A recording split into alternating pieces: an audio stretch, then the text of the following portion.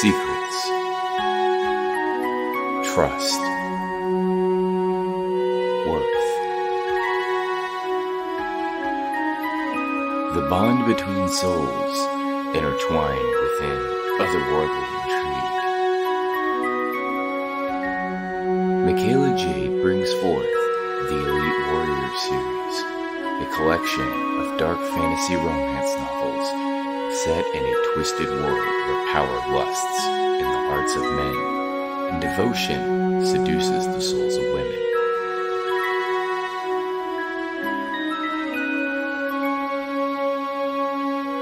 Warrior's Secret,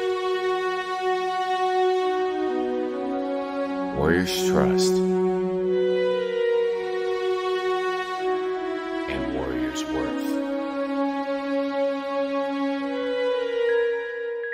Available now at authormichaelajade.com.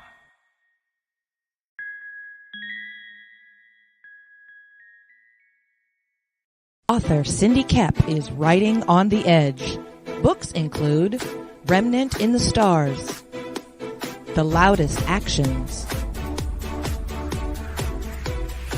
Lines of Succession, Mindstorm,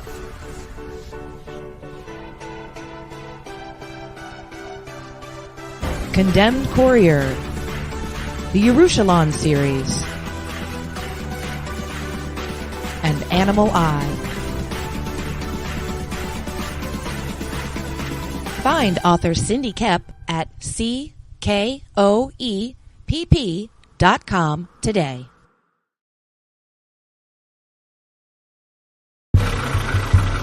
Nothing unusual about a 4 a.m. call to a back alley in downtown Kenton. A young woman lying pristine and unmarked on the cold, hard ground. I get to work quickly, but there's not much to go on here. No marks of any kind, no signs of struggle, just a dead Vic in the middle of an alley. And then there's that. Dead body in a dumpster that looks like a grizzly bear has crawled its way out of his stomach.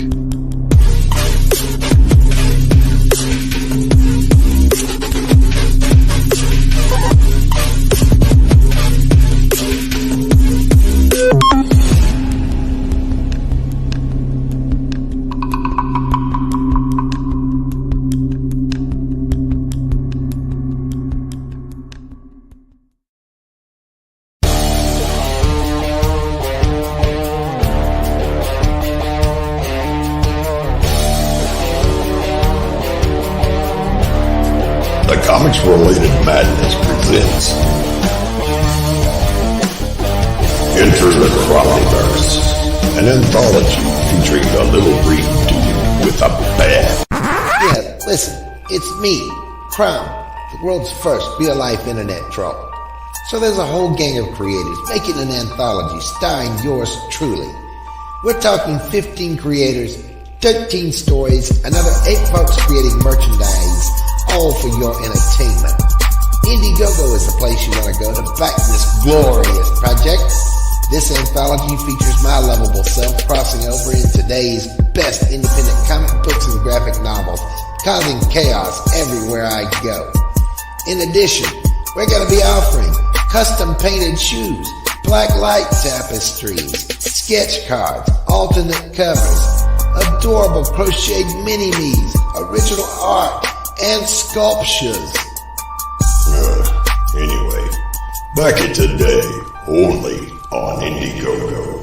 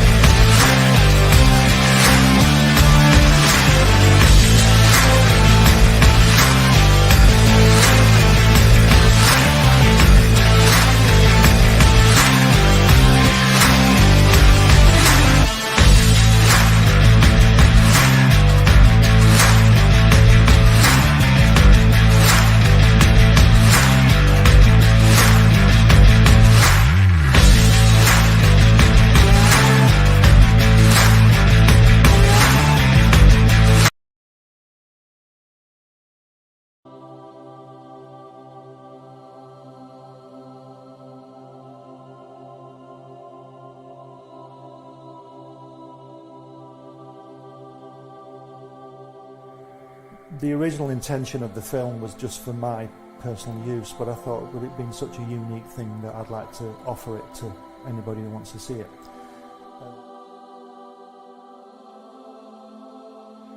On the first visit, Jack took us into his another room, a separate room, and there were these brown parcels full of artwork piled up.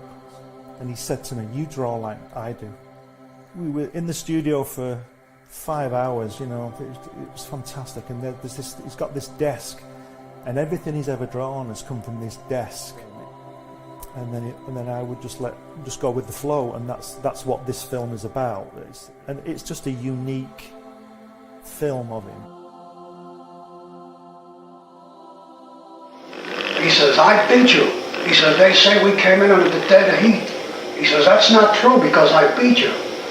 And the American said, "Well," he says, "if you like to think so," he says, "but I know a real story." He says, I know I clearly won that one." Well, Joe is 6'3", and I was a runt, from the Lower East Side. And being Joe's partner was an advantage to me because Joe was believable. You know, they would talk to Joe, and the Goodman brothers would get to know him. Martin Goodman owned Marvel at that time. He went to his mother and he says, "Look, Jackie got a job drawing." He says, "They're paying him for it. They're paying him money for drawing." He says, "Suppose I go with Jackie." He says, he said, "They'll pay me money." He says, "I'll draw and they'll pay me money." He said, "I'll give the money to you," which we did. We gave it all to our mothers. They called me from Nassau. You know, I lived in Long Island. And they say, "Would you like to come down and draw these guys in training?" I swear, this is not a story. And I said, "Yes, of course, I'd love to come down."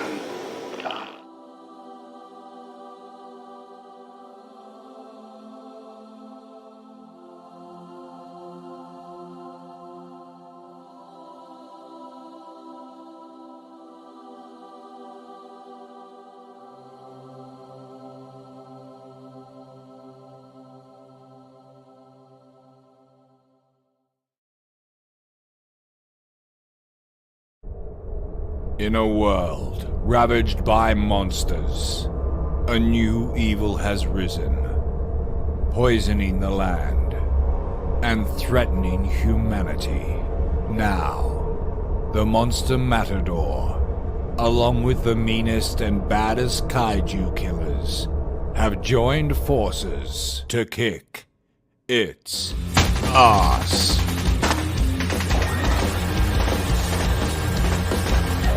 Monster Matador, Afropocalypse.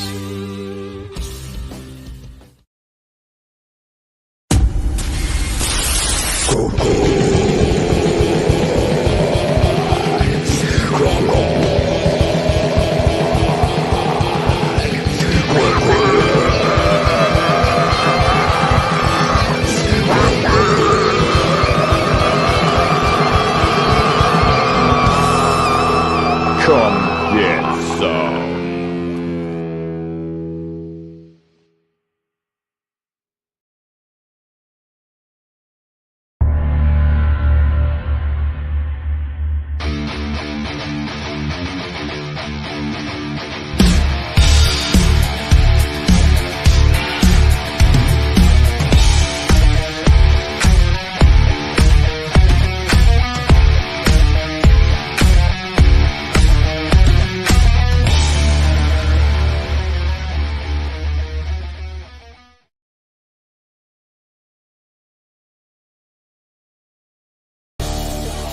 The Madness Comic Network and comic-related madness proudly presents Madness Tuesday Morning Brew.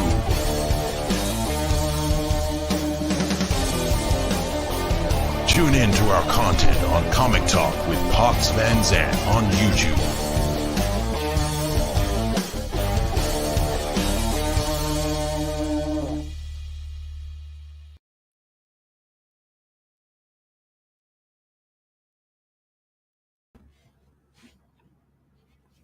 Hey, Pops, you're muted.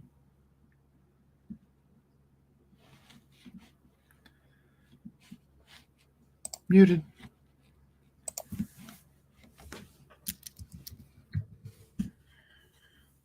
unmute myself. I'm talking and nobody can hear me. That's good. That's good.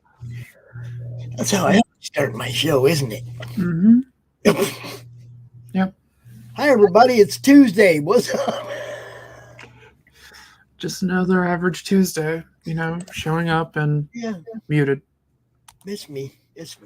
So, it's Tuesday morning. The link is pinned. If anybody wants to come out, hang out with Allison and I, we're just going to be BSing and, no set topic or anything like that. Just a hangout. Just shooting the shit. Grizz, Joe, you want to come out? You're more than welcome, but she's not a gentleman. No. He added ladies, of course. So yes. See. I'm definitely not a gentleman. I'm not sure if I'm a gentle lady either, but hey. Doc is on the way to the doctor's office with his wonderful wife. She's having something done, and haven't heard from Tank in about a week. Kind of worried about Tank. Ain't heard from Tank, but as far as everyone else, they're just gonna have to trickle in as we go because I don't see nobody. But so how are you doing? Every good weekend? Everything good? Well, for the most part. I mean, I'm enjoying the fact I can actually eat solid food, so that's good. Yeah. Now, don't overdo it. I'm not. That tasted really good. I'm gonna have some over. I'm very limited on the size of portions and everything because it's painful otherwise. So, right. I've always told people, it's like you can eat pretty much whatever you want as long as you don't overdo it. Yeah. Smaller portions. You go to a restaurant. Man, I go to a restaurant, right? And get a platter or something, and there is so much food there, and I'm just like, you guys trying to throw food away? What? You just bring me the go-to box with the, the plate, because obviously I'm not eating that much food.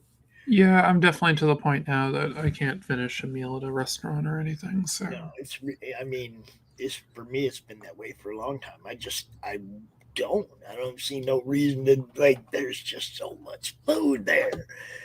It's one thing if you're trying to win a contest or something, but otherwise, go eat one of them great big steaks just so you can get it for free. No, you're gonna have to give me more than just the steak. Yeah, it's not. Steak is boring alone. I mean, I love steak. Don't get me wrong, but steak is boring alone. You want more to it than just that. No, I mean for a prize. If I'm a steak, you're gonna have to give me more than just the steak. Oh yeah, no, definitely. That's a lot of food to drink. That's a shitload of food to drink. Yeah. So yeah, it was a pretty good weekend for me. I went and hung out with Pete and Tasha. They, dragged me to the casino, and yeah, that wasn't a good idea, but It's all good. It was fun. Good. It was fun, and I didn't lose anything I didn't have. So, to lose, I mean, so had a blast.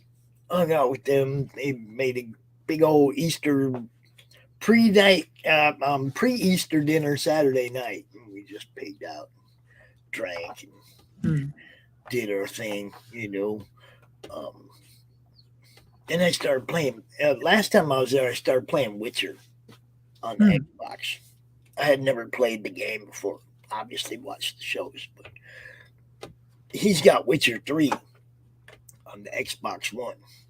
Huh. So last time I was there, I started playing it. It was like, it's a pretty cool game. I like that. So when I went back over there, behind him, it was like, he started playing Elden Ring, and I'm like, I'm firing up your Xbox, bro. Let's do this.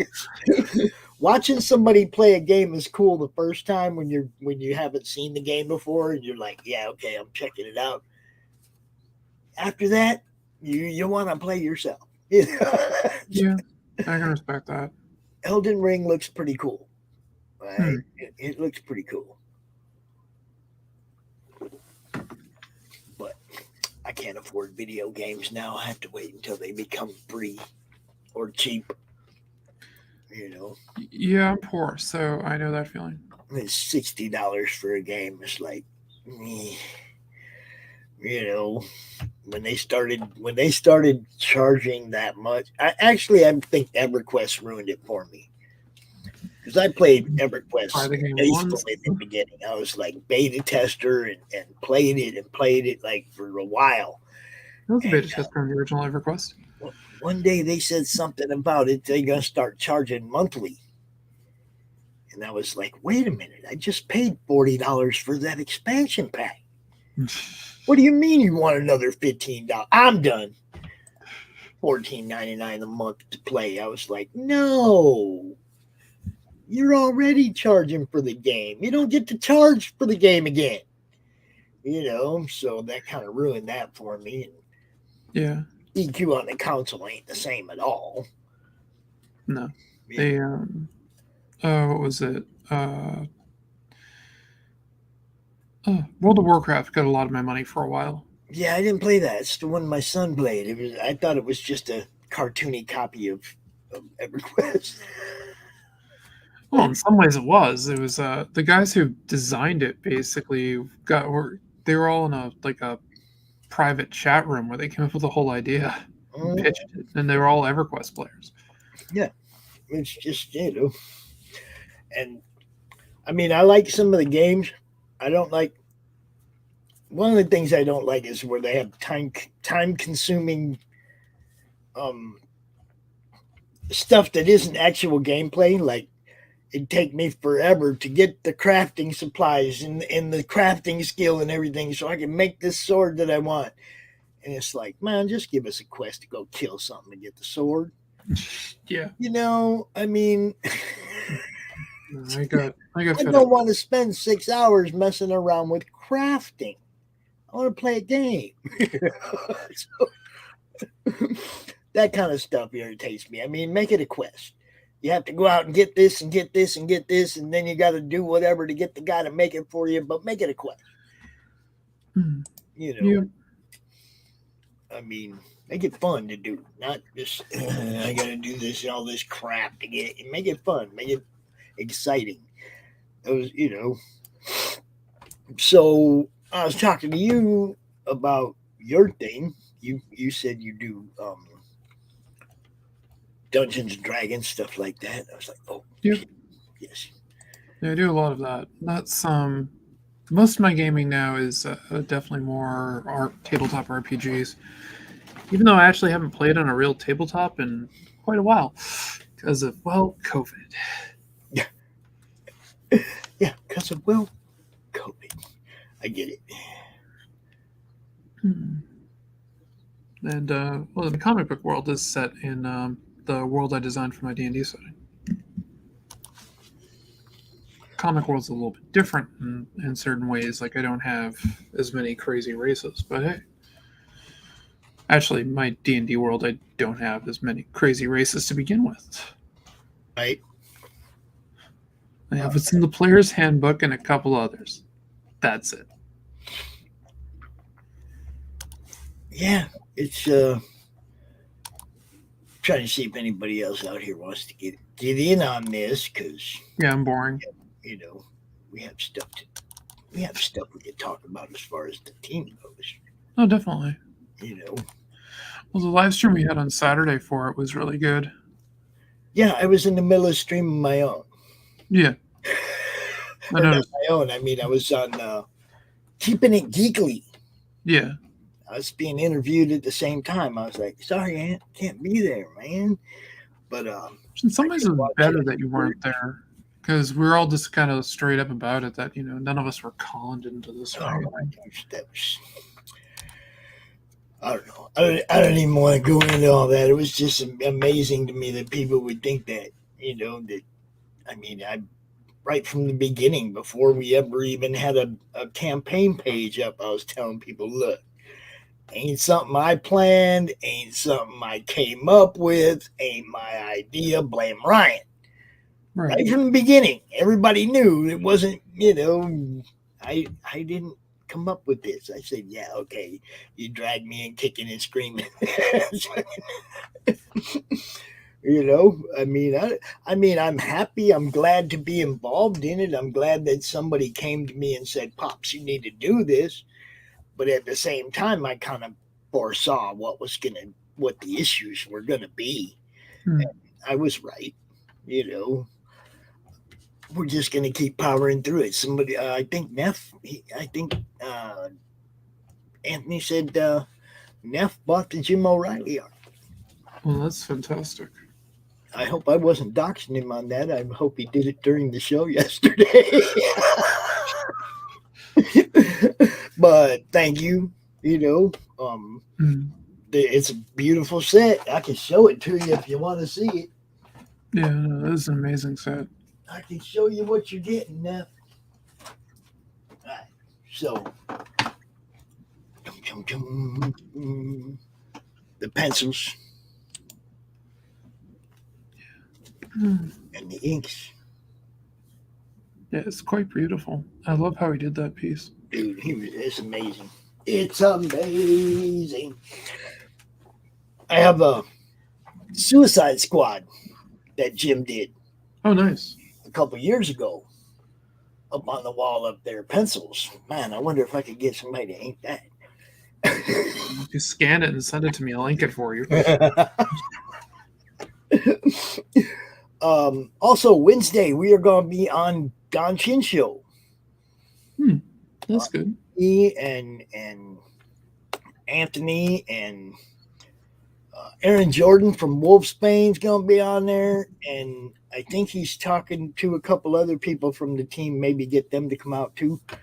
You know, like because Jim was worked with Don before. He did stuff for Beardzerker, and you know, so maybe Jim come out and just do what we do. Talk about comics. Be in the hospital all day tomorrow. So you got to do what? I'll be in the hospital all day tomorrow. Oh, man. Yep, that's the joys of MS. I get to go to the hospital and get pumped full of drugs once a month. I hate hospitals. I hate doctors. Not personally, but I know. Overall, I just hate all of it. When I was 48 or 49, I blew the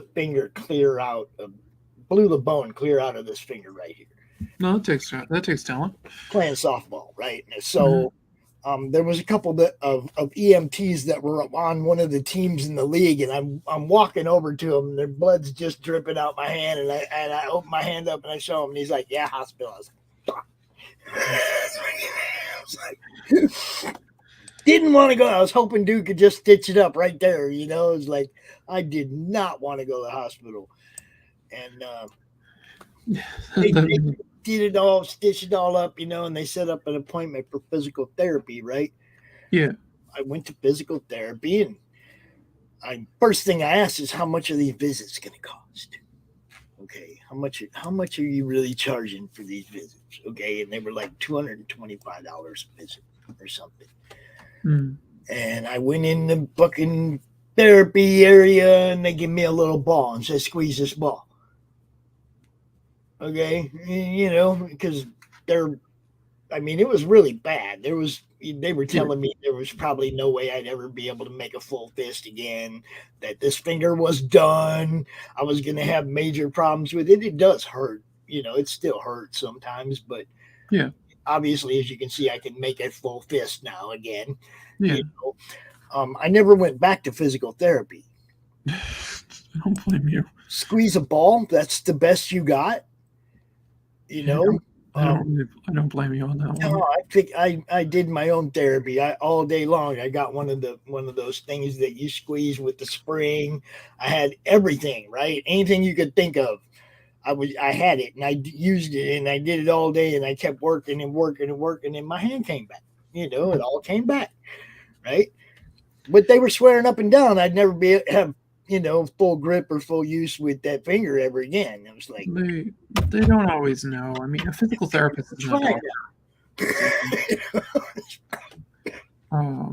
but yeah, it all depends on how you heal and everything. So it's I was looking at it like they're telling me I'm never going to have full use of this finger because all they're asking me to do is squeeze a little ball. Yeah. That was, it was like, really? That 15 minutes, don't for 10, and then do it again for 15 minutes. And that's all. I was just like, yeah, no, that's not going to bring my finger back. You're right. It was like, I need to work way harder than that. Yeah, I completely agree. I mean, when I was diagnosed with MS, I was to the point that I could barely walk. I literally couldn't go up and down my stairs with any type of safety. And I lived in a third floor apartment, like a what we call a triple decker up here. So very kind of old style, super narrow staircase that just winds around. I almost fell down the stairs getting down them so I could go to the hospital. Oh. I literally was like gripping the banister as I went down one stair at a time, and I was using crutches to, like, as I was going down as well. Like I had crutches with me and everything. I got to the hospital. I could barely close a fist or anything, and I was completely worn out, and I couldn't sleep. And I spent like 8 hours in the hospital, like, and there's like, oh, we're gonna admit you fully. So, well, now I'm like 10 years later after that. Yeah. And I developed chronic arthritis in both hands. Already had the hereditary tendonitis that I got from Dad. So the wrists are already kind of whacked. The fingers are starting to go, and now I start waking up in the morning where I got one that's like locked, and I got to pop the knuckle open. I have that problem already, but that's from MS. So. Right. So I wear these compression gloves. Yeah, I have to wear compression socks, otherwise my feet they get cold. So it's like the blood flows there, but they get cold. I noticed when I started wearing these during the day when I'm doing all my internet stuff, I go to sleep at night, they don't lock up on me like they do. Right. If I don't wear these things, I wake up in the morning going,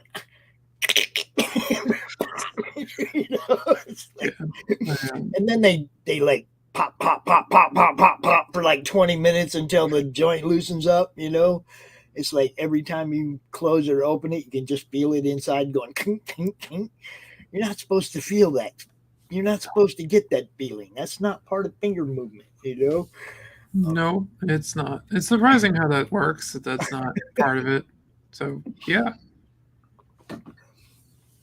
So I don't want to go overly into what everybody works on during this show, but since it's just me and you can go ahead and pull up whatever you want, show off, talk about whatever you want, because I'll show the page I'm working on. We got to have something to talk about. Nobody wants to hear about my fingers for 2 hours. Probably not. Nobody. This is what I'm working on right now. Oh, right. I'm penciling in this whole area here. It's kind of neat because I've watched that panel develop. I've watched some of these pages from the beginning, from just blank panel lines. Yep. Where they are now over the last few weeks. It's kind of cool. Yeah, I'm having fun with it. I mean, I have to just do this so I can see everything a little clearer. I might change her up a little bit. She's not looking girlish enough for me. She's supposed to be like a kid, so. So I need to change the face a little bit to make her look a little bit more like a girl, and make it a little bit bigger. So I like how that face came out. Yeah, I like keeps, and I like the way you do the black box and the red lettering. Yeah, just because that's what everything we do is, red on black. So yeah, pretty much. That's just one of the things I do with characters when I'm trying to present them as being like overly angry and things. I do stuff with the text to pop it, and do try to make the lettering in the boxes interesting, like how she's just calm, just like say you're going to so regret this, and you are so going to regret this, and she's like, I already do. That's for the fact that she has to beat the shit out of this guy next. So. I really hate to do this with only two of us here, but I need to refill my coffee. Can you handle it? I think I can handle it. I'll be right make back. it up as I go. So I do with Peter. All right. Oh, just wrapped up your entry to Miss Arena's contest. Talons crossed. Fantastic. Love to see it. Oh. That would be cool. I really need to get my hair cut.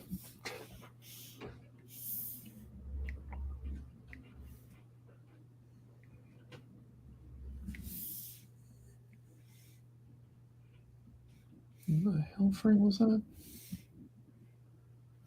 That's it. All right. Going in.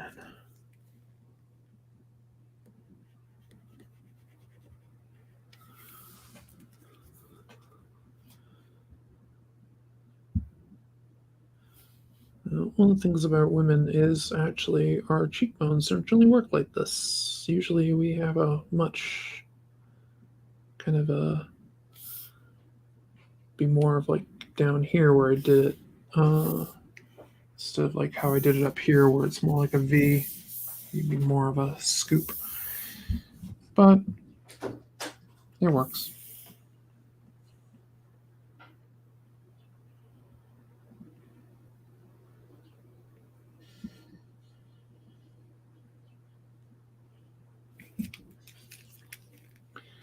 I need to go in and finalize these lines. Oh, I don't know if she'll be showing them. That'd be pretty cool though if she did. I mean, I don't know, can you show it yourself? And post it up someplace or whatnot. That could be cool.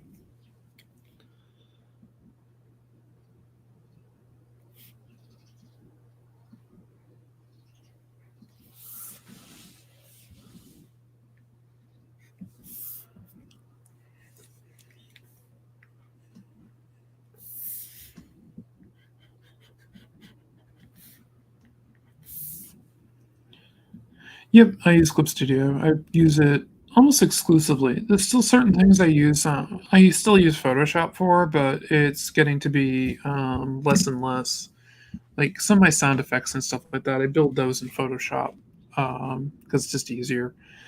And I hate Illustrator. So, I mean, Illustrator is the one you're supposed to do all the lettering crap in and things because it's a vector program. And I was like, fuck that. I hate that program. Remember having to, when I was going for the master's certification in the Adobe suite years ago, I had to do whatchamacallit, I had to do Illustrator. I was just like, no, please, no Illustrator. Illustrator bad.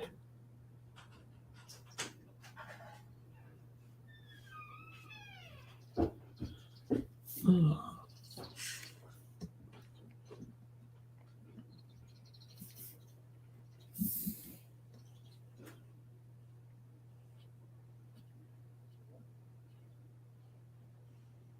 I'm doing I hate Adobe. Yeah. Well, I hate Adobe because you have to pay for it now for like every month. My version 6 was absolutely fantastic, especially because I owned it.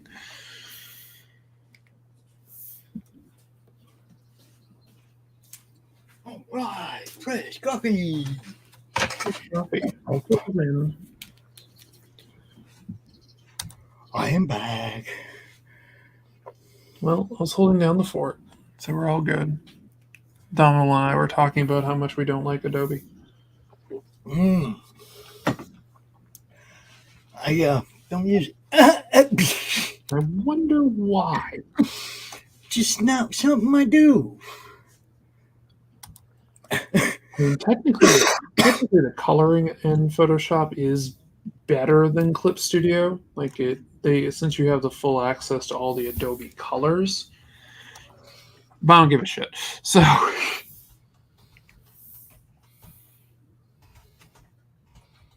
There's better cheats in Clip Studio. Yeah.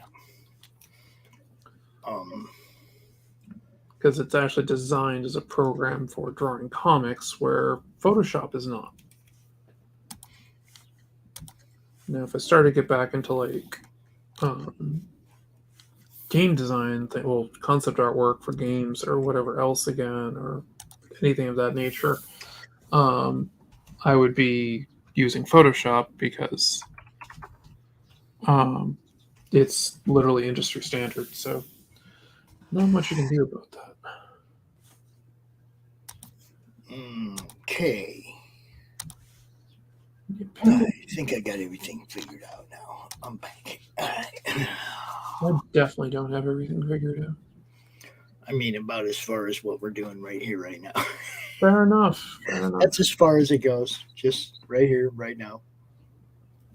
I'm working on. Coffee is hot.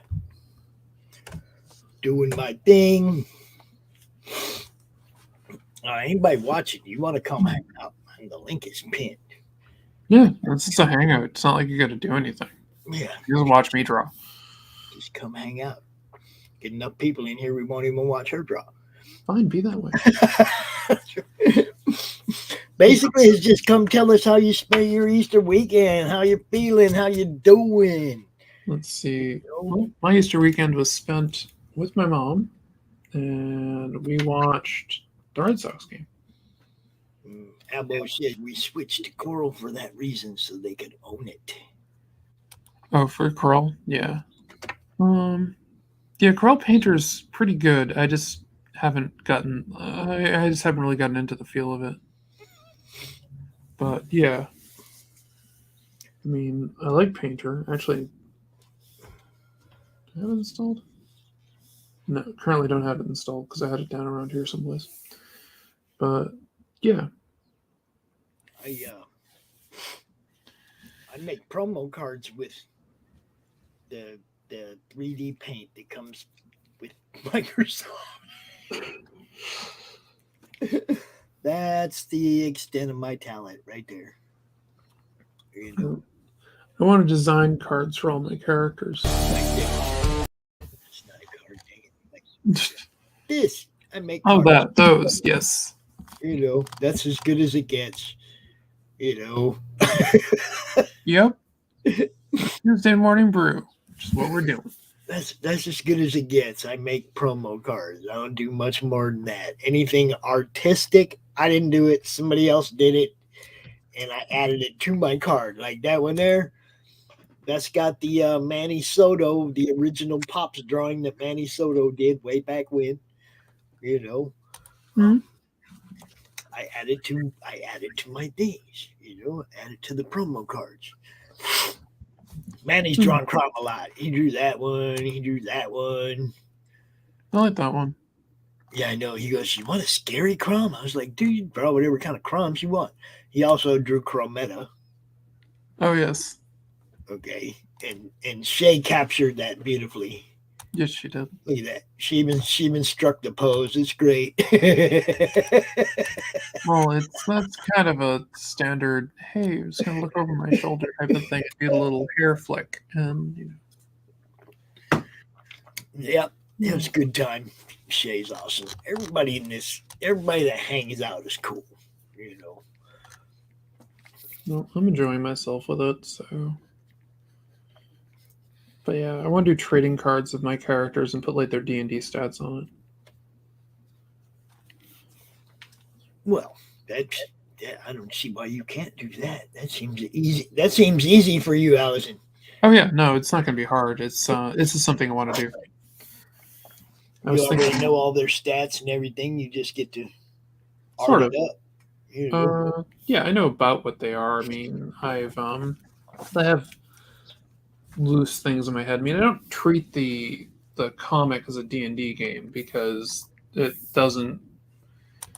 The way things work in my head don't really conform to a D&D setting, right? In that sense, like this is my guy. Have you seen my character? That's my D&D. That's awesome. That's Pops the half elf ranger right there. Oh, that's awesome. Man, he also drew that. I like it.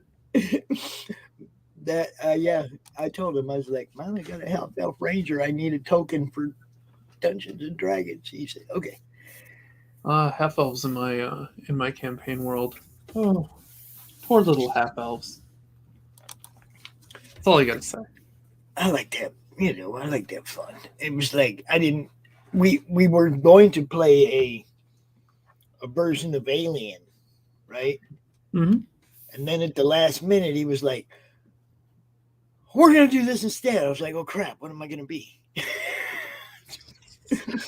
I had my whole character planned out for Alien, and then it was like, oh, crap, we're not playing Alien. So I was like, first thing that came to my mind, I had a half-elf warrior in EverQuest that I really liked playing. So I was like, all right, screw it. Half-elf ranger. Got to have a spell or two. Got to have a little bit of magic in there. Oh, yeah. Well, rangers get spells, so that's always cool. And I like the bow. I like using the bow. Let's see. Get the bitch.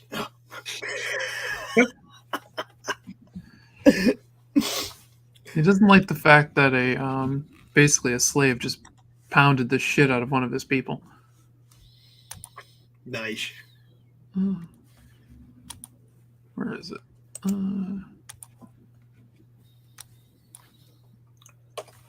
Okay, so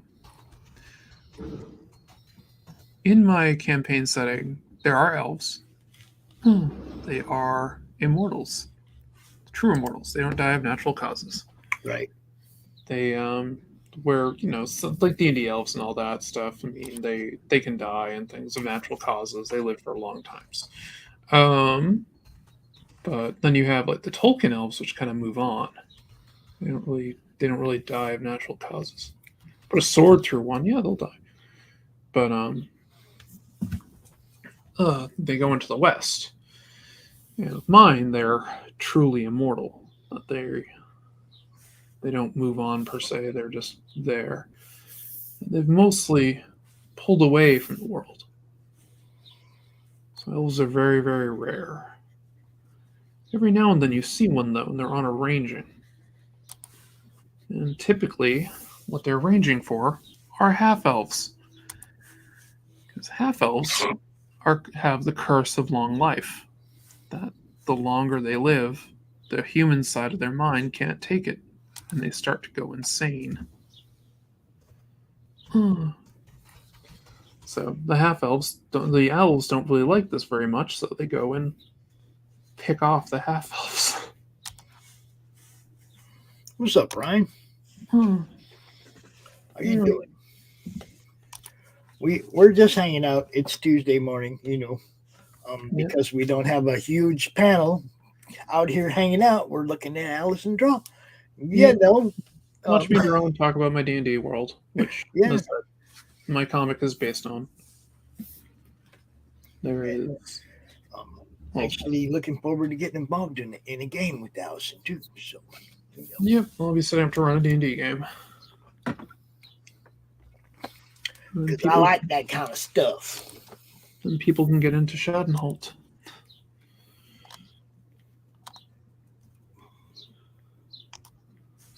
Oh, this is crazy. There sure is a lot of clickbait in the world. Oh, God, yeah. Somebody told me a long time ago, if you click on the ads, that's how the platforms make money. Yeah. If you click on the clickbait, that's when they get paid. When you're sharing something out of your command box, your address box, you only share the address up to the question mark. You don't add all the stuff after the question mark, because that's just all stuff everybody makes money off of. Right. I do not help them make money ever at all. I don't click on none of those stupid, all these photos nobody thought they saw, or, sports athletes caught in the worst time. It's like, I don't look at all that stuff. No, I don't care about any of that shit. Oh, thanks, Mom. Makes people money and puts spyware on your computer. Yep. Thanks, Bumble. I appreciate that. I'm assuming you're referring to my D&D concept with elves and half-elves. What do you hear about my dwarves? Wait till you hear about her dwarves. The dwarves don't procreate in traditional ways. They chisel them out of rock. Exactly. Yes! I understand. It's like in Nordic myth. I understand dwarves. I get it. Yeah, they chisel them out of the rock and they give them life upon a creation anvil. Yes. See? And no, I never heard her talk about her dwarves before. That was a straight up intuitive call. Yeah, it's Nordic myth. They're from, yeah, I mean, they come from the earth. What do you expect? Exactly. Cheers, everybody. So they the setting that I have has 3 distinct kind of cultures in it. It has Scandinavian culture, which is like the common folk. Right. It has like a Roman culture, and that's the aristocracy. And it has the displaced Russian culture. The displaced Russian culture. Okay. Basically Eastern European in general. I mean, dragons are referred to as Zemir and things of that nature. Where is everyone? I know Doc is at the dock with his wife. As far as I know, Anthony's still asleep because I'm really asking him for something important for the campaign. We want to do a 420 feature for tomorrow, but I don't know what we're going to use as we want to give something away to everybody who pledges on 420. And of course, everybody who pledged up till then, you know. But we want to do, okay, boys. Jesus. My God.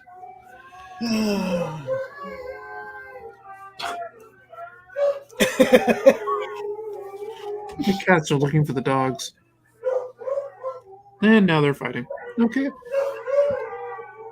Oh, man. I don't know if somebody's home. I don't know if the mail just went by.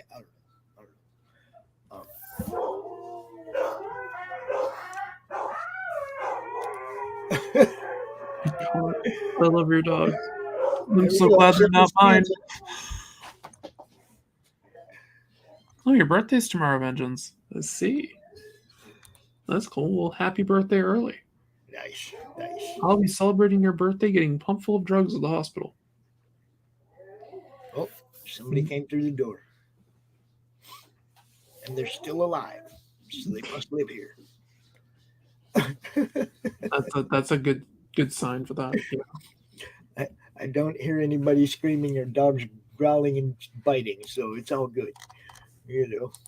Yep, that's usually a good thing.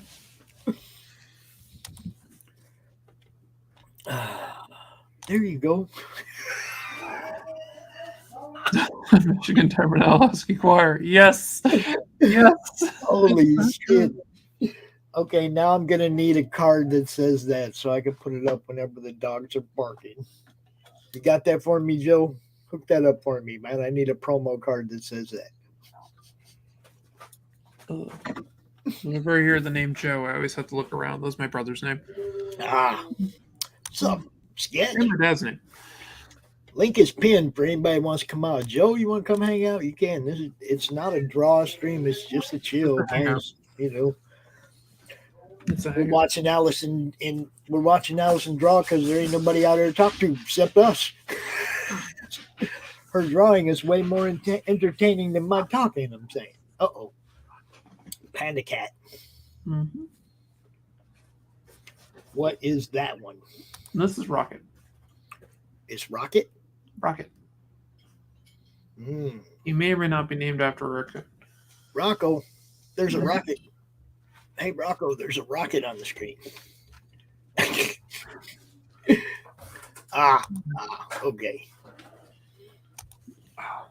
Yes, I know you want my hair because you think it's a toy. No, Abbo's got coral, I think. I was talking about coral, yeah.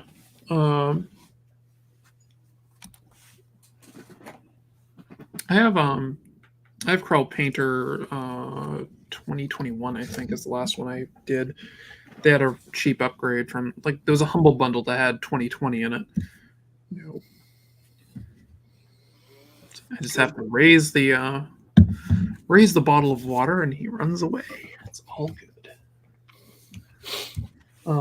But yeah, I had 2020 from a Humble bundle and I tried it out and I'm like, oh, I really like this. I did some pretty cool paintings in it. Like I did a German castle for my mother because she's like, why don't you ever draw landscapes and things? I'm like, all right. So I worked on that.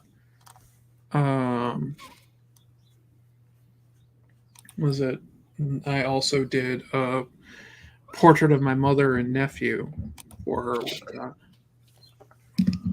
So,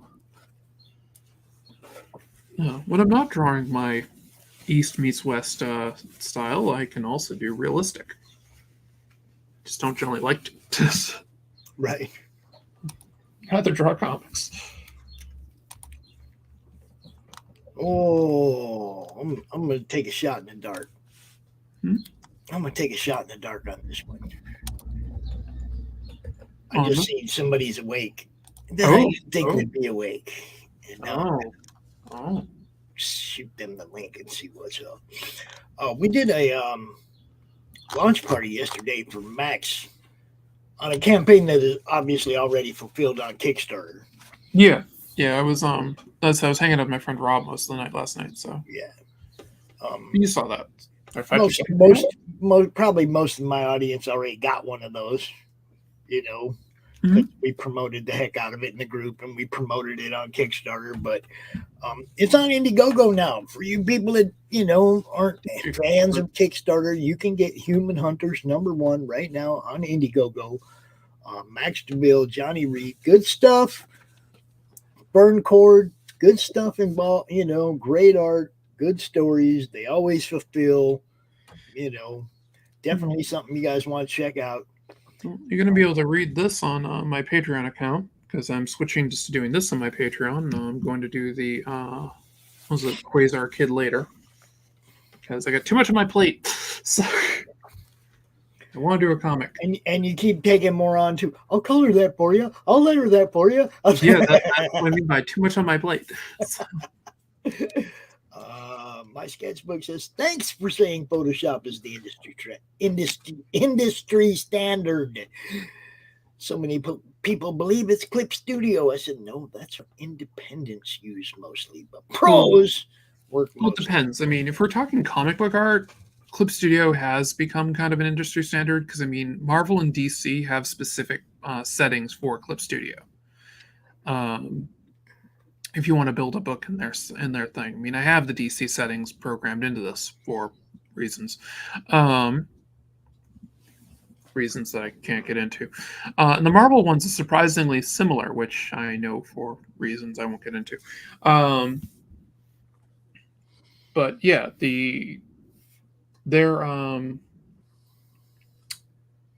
sorry, I'm having my train of thoughts derailing. But yeah, it's pretty much everybody else uses Photoshop. I mean, the comic industry is so tiny. Yep. It's a pinhole of size in the art industry and the community. Everybody uses Photoshop for everything.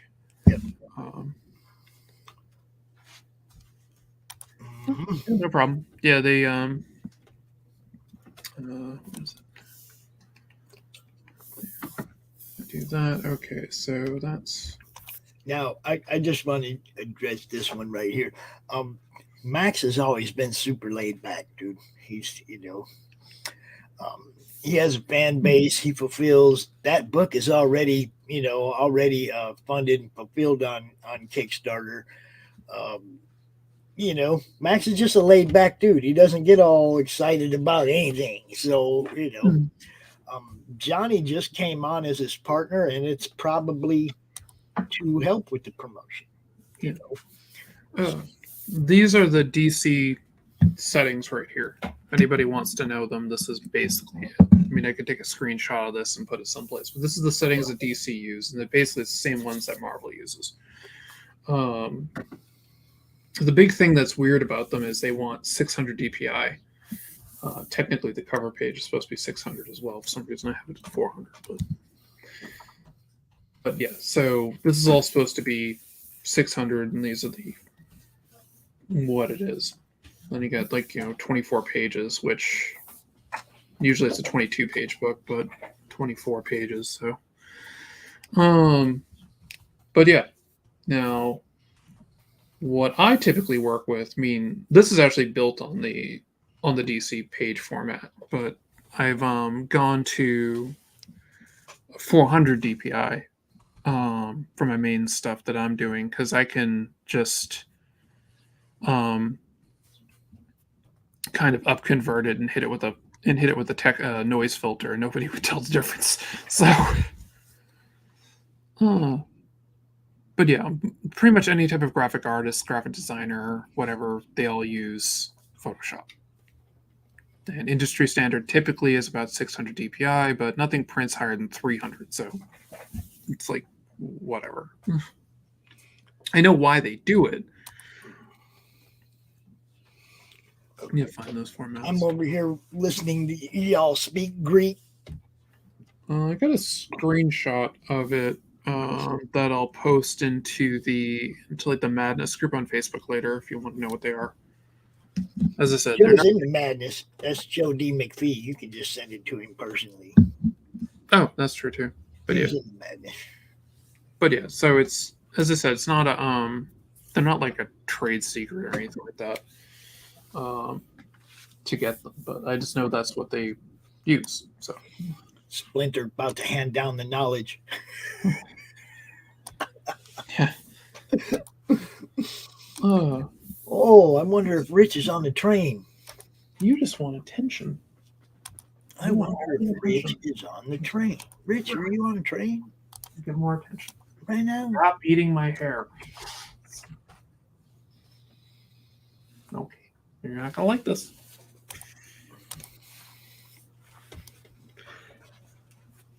That's my boob. Stop that. It's like, nope, I got a claw on your shirt. I'm not letting go. Nope, not letting go. Cats. Yeah, I've had a couple of very cool cats in my life. Oh, I love these too. One for a wall, but still. We had one that was named Mo. Okay. And she was the tiniest little thing, but she was Angkoran and Himalayan. And she had that really long, fine fur, right? So when she puffed up, she was huge. Yeah. Right? But she was just a little teeny skinny thing, man. But she was a hunter. She would go sit on the neighbor's roof right by this palm tree and wait for birds to fly out of the palm tree, take them out of the air to the ground. She was just, vicious. But at the same time, it's like different personality traits in her life. Her name changed. Yep.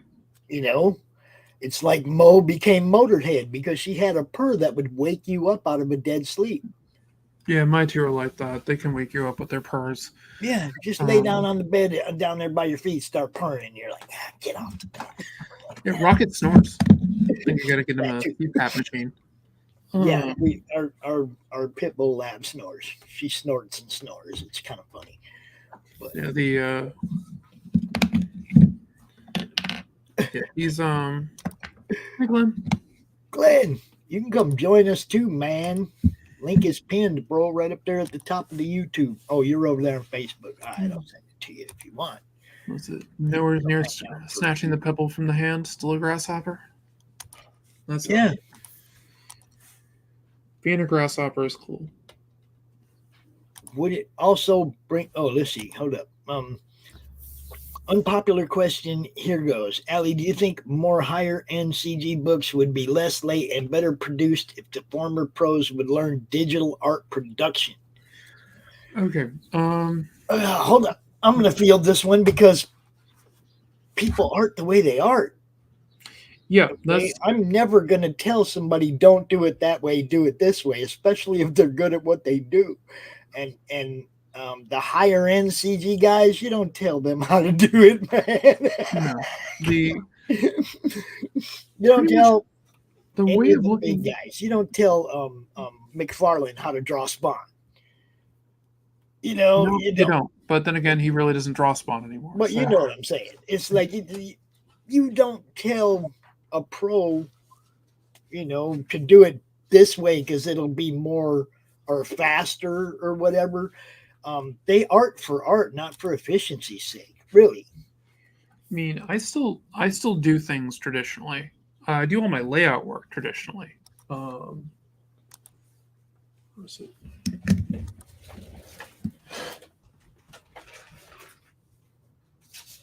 Yeah, I mean, I can't even really. I mean, it's not like I can speak for those guys, but I know when somebody likes the type of medium that they create their art in, it doesn't have anything to do with speed and efficiency. It has to do with how they feel about the art they're making. Like this is a roughie that I was doing last night. It's just quick concept art, just me getting kind of an idea and a feel for something. Right. There's nothing really to it, but it's going to be this castle kind of thing that's built at the top of a mountain, and there's going to be a city surrounding it.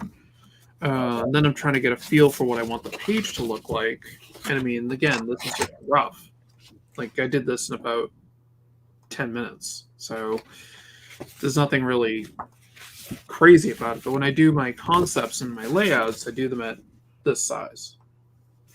So now, I don't know where it would be in any way that it would bring the price of books down, because the reason why you're still using paper to print the books.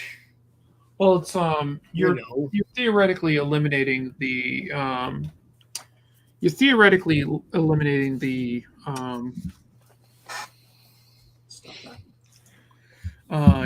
you're eliminating the whole thing where people would need to use regular paper to draw the work on. So you can do it all digitally there. You can do a printer. Okay, let me put it to you this way, Sketch. I can't hang a digital drawing on the wall. Exactly. That's one of the other reasons I still do a lot of traditional stuff is because people want to hang crap on the wall. So the actual art is what you can display. You got to have the actual art to display to your friends. I mean, as a collector, there's no market whatsoever in digital art for me. There's no market. The other thing about doing things as comics, one of the reasons why they're so pricey on the higher end, like CG guys, or just anybody who's bigger. I mean, I'll use like Sean Murphy. I don't think he considers himself CG by any ways. I mean, I think DC would probably have words with him if he did. That being said, he's like their top artist. But his Indiegogo was definitely successful. It got what it did, and I forget what the book cost on its own. I mean, I got it over there, but I mean, he's still charging for what he can make as his page rate, and yeah, it's gonna hit a smaller group, so he's going to be charging more. Okay, so now here's what I don't understand. You said cost production is lower, and that's what brings it down. No, because you still have pay for internet. You still have to have your Clip Studio or whatever that you're paying for. No, so those are costs involved. Just stop right there. It's even simpler than that. You still have a letterer, a colorist, an inker, in some cases, and you got to pay all them. I mean, with me, I can charge. When I go to print on this, it's literally $6. That's what the cost will be. I've already done my market research and what I can do to get it, so the cost will be $6. The reason I can do that is I know what I'm charging for myself. This is a labor of love. I'm throwing that out there. I do make money off of it, but it's still a labor of love. But I'm a one-woman show. I do everything myself. I don't hand out to anything else. Why I taught myself lettering. That's why I don't I do my own inking, I do my own coloring. I taught myself how to do all this stuff so I can just do it all myself and not have to worry about anything else. The Now, only other person you who got all pays them this is pages, Peter Palmieri. additional pages in your hand that you can sell. Yeah, That offsets cost production right there. it does. Pops, get out of it. You know, that offsets your cost production and you're making a profit. Yeah. You know, so I mean, no, I don't get it. And Glenn said it straight up. He does traditional because he likes the feel of the pencil in his hand. Selling it later or hanging it is something else. Yeah. And, you know. But I don't begrudge anybody of how they want to do their art. The mainstream switching to digital just took traditional art out of the fans' hands. I don't see. But also, not all pro artists like for the big two do digital art only. I know Dave Finch doesn't. There's a whole bunch of still traditional artists out there, and you'll never convince those guys to change because it's profitable. They make too much money off the art that they sell. Yeah, I mean, I have a Dave Finch piece hanging on my wall right over there that the starting selling price of them is $2,000, and that's just a character portrait. One piece. Yeah, it's a 11 by 17 character portrait, and it's it's from his Raven live draw stream, and you can add all the costs for the inks and the Bristol board and scanning and all that to this. These two may just sold for $350. It didn't cost $300 to do these. Do you see what I'm saying? This is profit right here. Traditional art is money to be made, and as soon as you stop doing traditional art, you're not making as much money. I don't know. Or something else he's saying it's a passive income that doesn't factor in. No, that does factor in. Every artist that I know that goes to like conventions and all that, they factor in selling their pages and things. Yes, we factored into campaigns. People put art up on their campaigns. They factor that in. Oh my God! Well, when it's up in the campaign, pieces, I that's can get funded thing.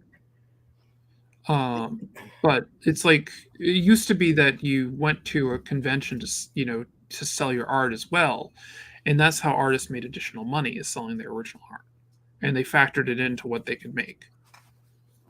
Not only that, but what about those people? What about the people that make money off Bristol board and ink and pencils and all that?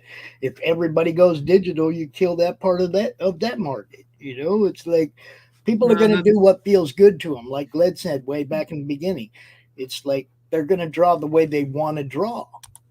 If you want to draw digital, that's what you're going to do. If that's what you feel comfortable with, if you feel that's your best work, that's what you're going to do. But if you're one of those guys that likes to ink a real piece, well, I do like some of the stuff that I do when I'm interested in sales and stuff. I'll actually take my roughies here and I'll print this out on 11 by 17 board.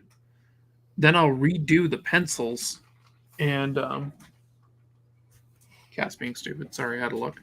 I'll redo the pencils and then I'll color pencil the whole thing and put it up for sale. So that's something else I do. I did my own variation of let's see if we can find it, of X-23, and I did it as Marvel was doing the outlawed thing, and I was like, I have a neat idea. What if we took this the murderous little Wolverine girl and put her as part of that? That'll be interesting. I mean, I know both digital and traditional artists, and I've interviewed both kinds a lot over the last 2 years, and I don't know anybody that's like, the only person I know that switched for the reason of speeding up his craft was Marv. Okay. He'd been doing all that drawing traditionally for his books, and he was like, man, when he got a tablet, things speeded up for him. I do it for speed.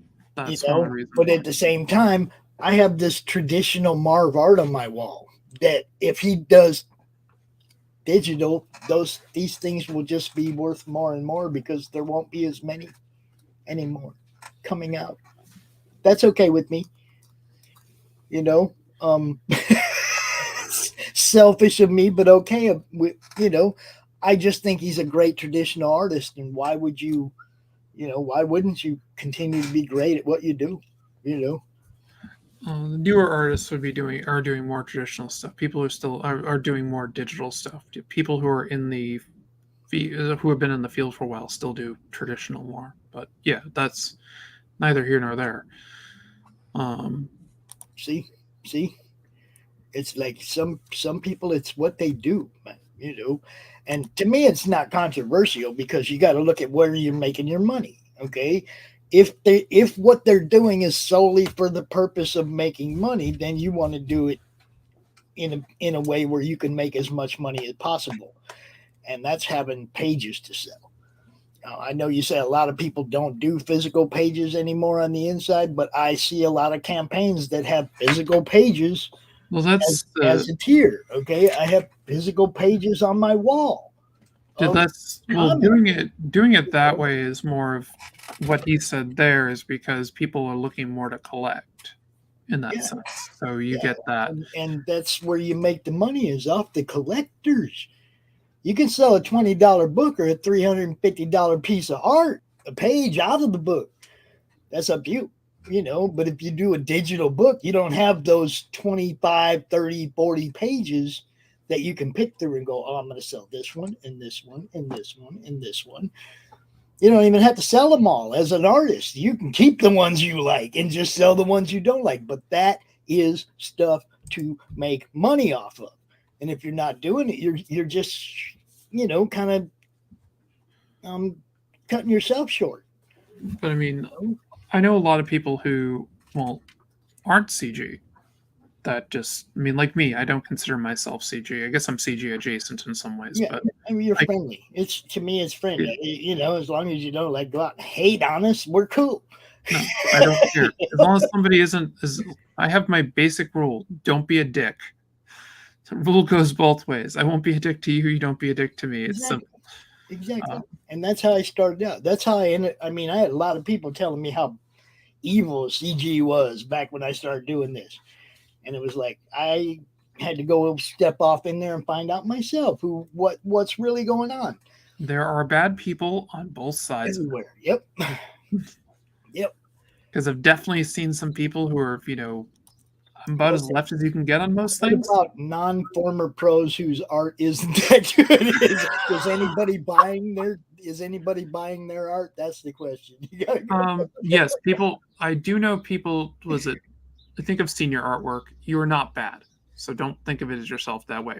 Rule number 1 about being an artist: never sell down your art. Yeah, because look, never. Everything somebody likes. Okay, there might be stuff that I don't care for that Allison loves. And there may be stuff that Allison goes, and I go, damn, I want that on my wall. Art is very subjective. It's very personal to the individual who's looking at it. Never say what I'm doing sucks. Look, I can kind of draw.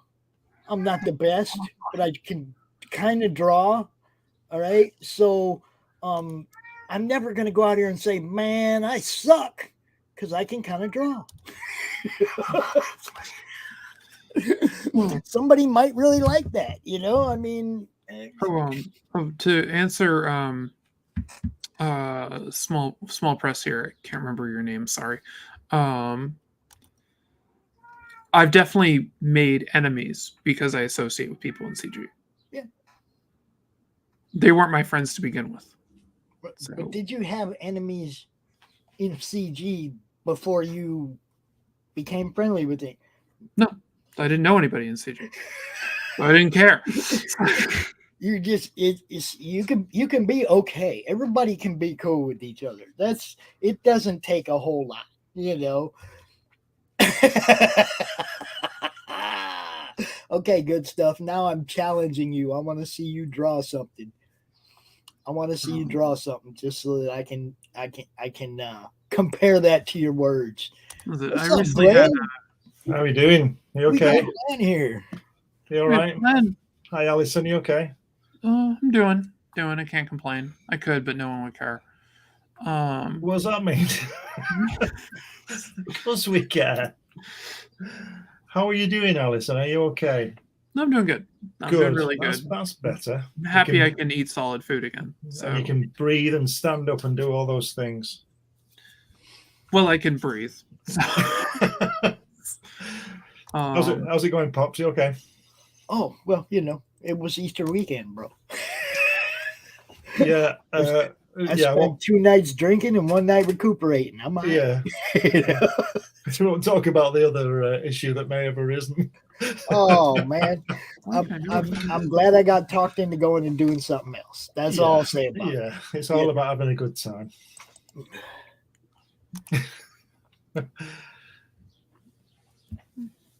Yeah, look, don't ever let somebody tell you what your art is. Only your fans and their wallets are your fans and their wallets are the only people you should concern yourself with when it comes to your art. Okay. And maybe acquiring new fans, but it's the people that are actually spending money on what you do. Those are the people that care about you. Those are the people that give a shit about what you're doing, how you do it. Make sure you take care of them. Yeah. Everybody else will come or go, but take care of your fans, man. Unless your fans are demanding that you don't do traditional anymore, you keep that on traditional. If any of my so-called fans, and I think I could probably got about 2. If they said to me, "We don't want you to draw traditionally," I'd say, "What the hell's it got to do with you? What I do? I'll just carry on.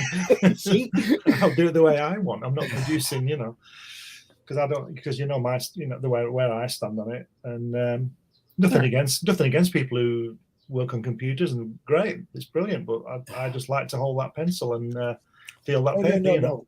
My sketchbook. Your critiques will tell us your opinion of our art.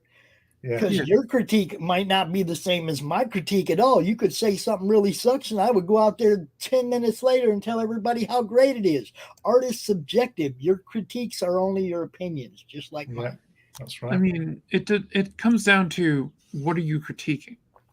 Because somebody can go after my anatomy and be like, "You're not drawing, great anatomy." There. Like, no, the anatomy I draw is Street Fighter.